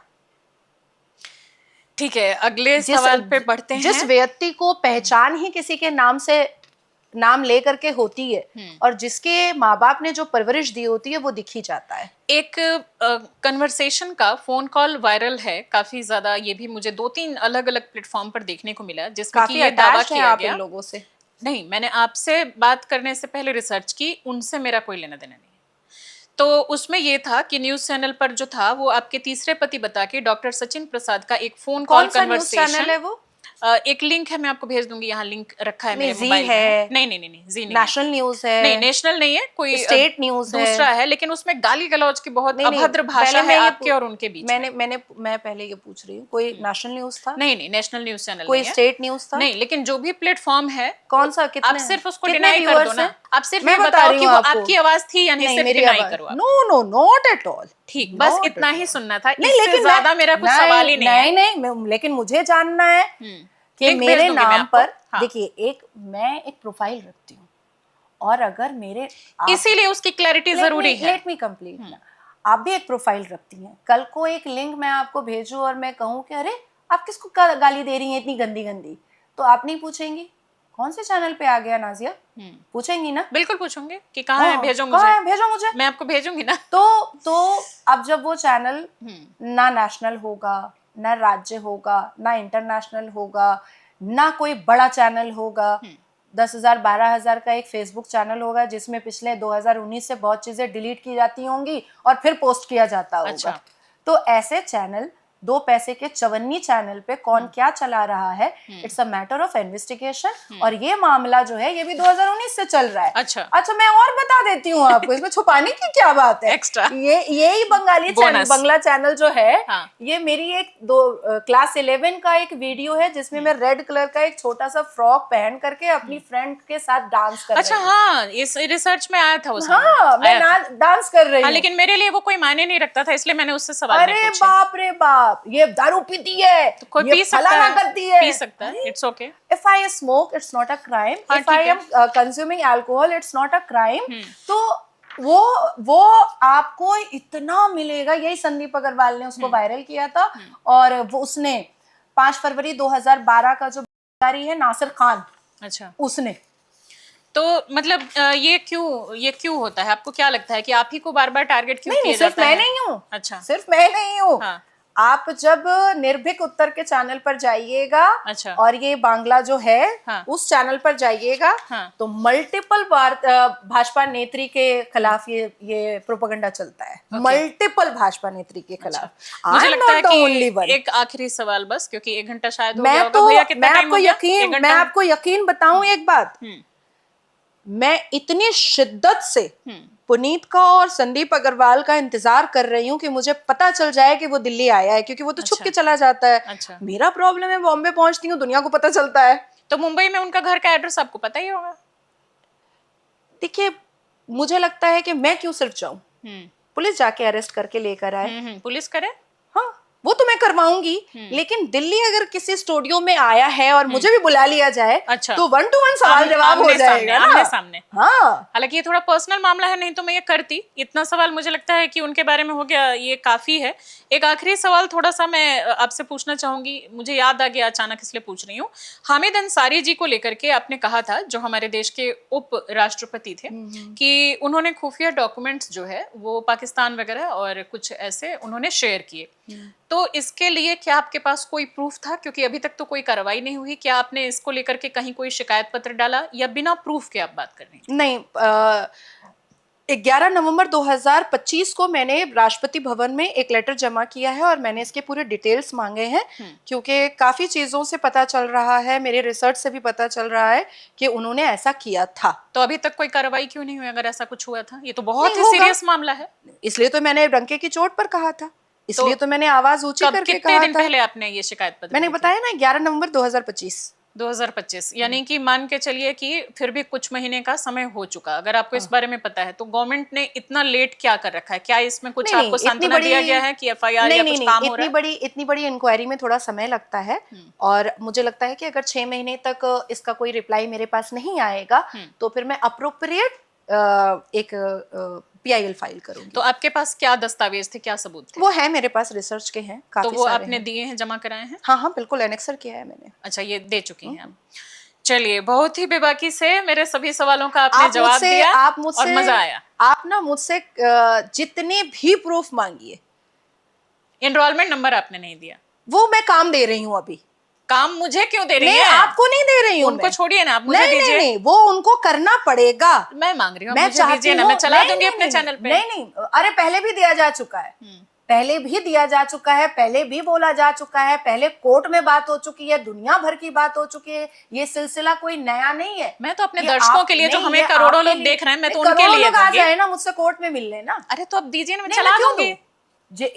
इस देश में करोड़ों वकील हैं, तो क्या वो सबको अपना एनरोलमेंट नंबर बांटते करोड़ों पे सवाल नहीं उठते हैं ना, आप पे हैं? उठे हैं तो हम डाल देंगे। नहीं, बहुत लोगों पे सवाल उठते हैं, चाहे वो उसमें, लेकिन आपको कोई, उसमें आपको कोई थ्रेट थोड़े है, उसमें कोई थ्रेट कैसे नहीं थ्रेट है? बहुत थ्रेट है, बहुत थ्रेट है। थ्रेट तो आप घूम रही हैं, आपके ऊपर भी है। आपको क्यों बुरा लग रहा है कि अगर पुनीत को थोड़ा सा कोर्ट का चक्कर लगाना पड़े? वो लगाए ना, उनसे मुझे क्या मतलब? तो बस वो लगाने, मैं तो अपने लिए, अपने दर्शकों के लिए कि हाँ, फिर सारी चीजें क्लीन हो जाएं, उसको कोर्ट का चक्कर और कुछ नहीं करना है। अभी तो क्या है कि आप एक लेटर जो है वो ईमेल भी कर सकते हैं। हाँ। आपको चलना भी नहीं पड़ेगा 200 मीटर, आप एक ईमेल करके लेटर भेज दीजिए, मैं बाउंड हो जाऊंगी दिखाने के लिए। और दूसरी बात कि पुनीत के हिसाब से अगर मैं 2-4 महीने के बाद वकील बनने वाली हूँ, हाँ, जुलाई में, हाँ, तो भी तो मेरे ऊपर अब केस नहीं हो सकता है। लेकिन पहले आपने प्रैक्टिस की है, बहुत सारे जो केसेस देखे हैं, उसको लेके केस हो सकता है। करे वो? अरे मैं तो ओपन चैलेंज दे रही हूँ कि करो प्लीज, कुछ तो करो।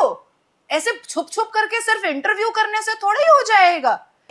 अभी हालिया में मई में ही वही नेहा शर्मा के साथ उन्होंने एक इंटरव्यू किया है। आप सोचिए, मैं खुद बता रही हूँ कि नाजिया का दिल्ली में एक गराज में जाता था गाड़ी बनने के लिए।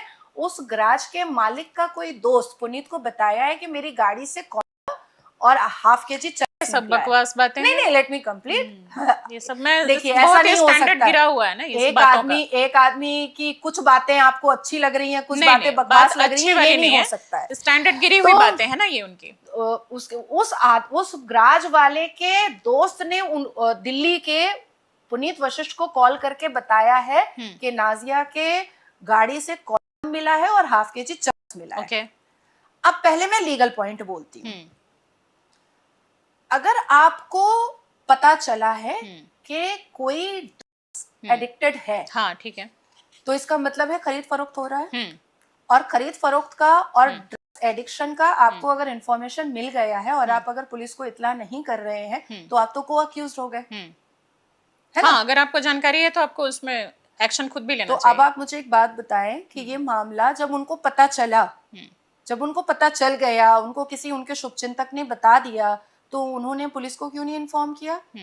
वो गराज वाले को तुरंत बुलाया जाता, जो उनका दोस्त है उनको भी बुलाया जाता, जांच होती, इनको भी बुलाया जाता, मुझे भी बुलाया जाता, उस पर जांच होनी चाहिए थी। अब जब मैंने ये कल सुना है, मैंने वो वाला रील मैंने कल सुना है, वो मुझे मिला नहीं, तो वो मैंने अब कल मैंने उसको सीपी को दिया है। और मैंने क्राइम ब्रांच को दिया है, मैंने ईडी को दिया है, एनआईए को दिया है, और फिर मैं उस पर पुलिस इन एक्शन करने जा रही हूँ कि हम सबको बुलाया जाए और पूछा जाए। रिश्ता जुड़ता है, रिश्ता टूटता है। इसका मतलब ये नहीं होता है कि आप अपनी मर्यादाओं का उल्लंघन, बिल्कुल मर्यादित हमेशा रहना चाहिए। आप एक महिला को डिफेम करने के लिए, उसको बुरा बनाने के लिए आप ऐसे शब्दों का इस्तेमाल करें जो अनकॉन्स्टिट्यूशनल भी हो, जो गैर कानूनी भी हो, और जो समाज भी एक्सेप्ट ना करता हो। अल्टीमेटली अभी हुआ क्या है कि चंद दाढ़ी टोपी वालों के मसीहा बन चुके हैं पुनीत वशिष्ठ।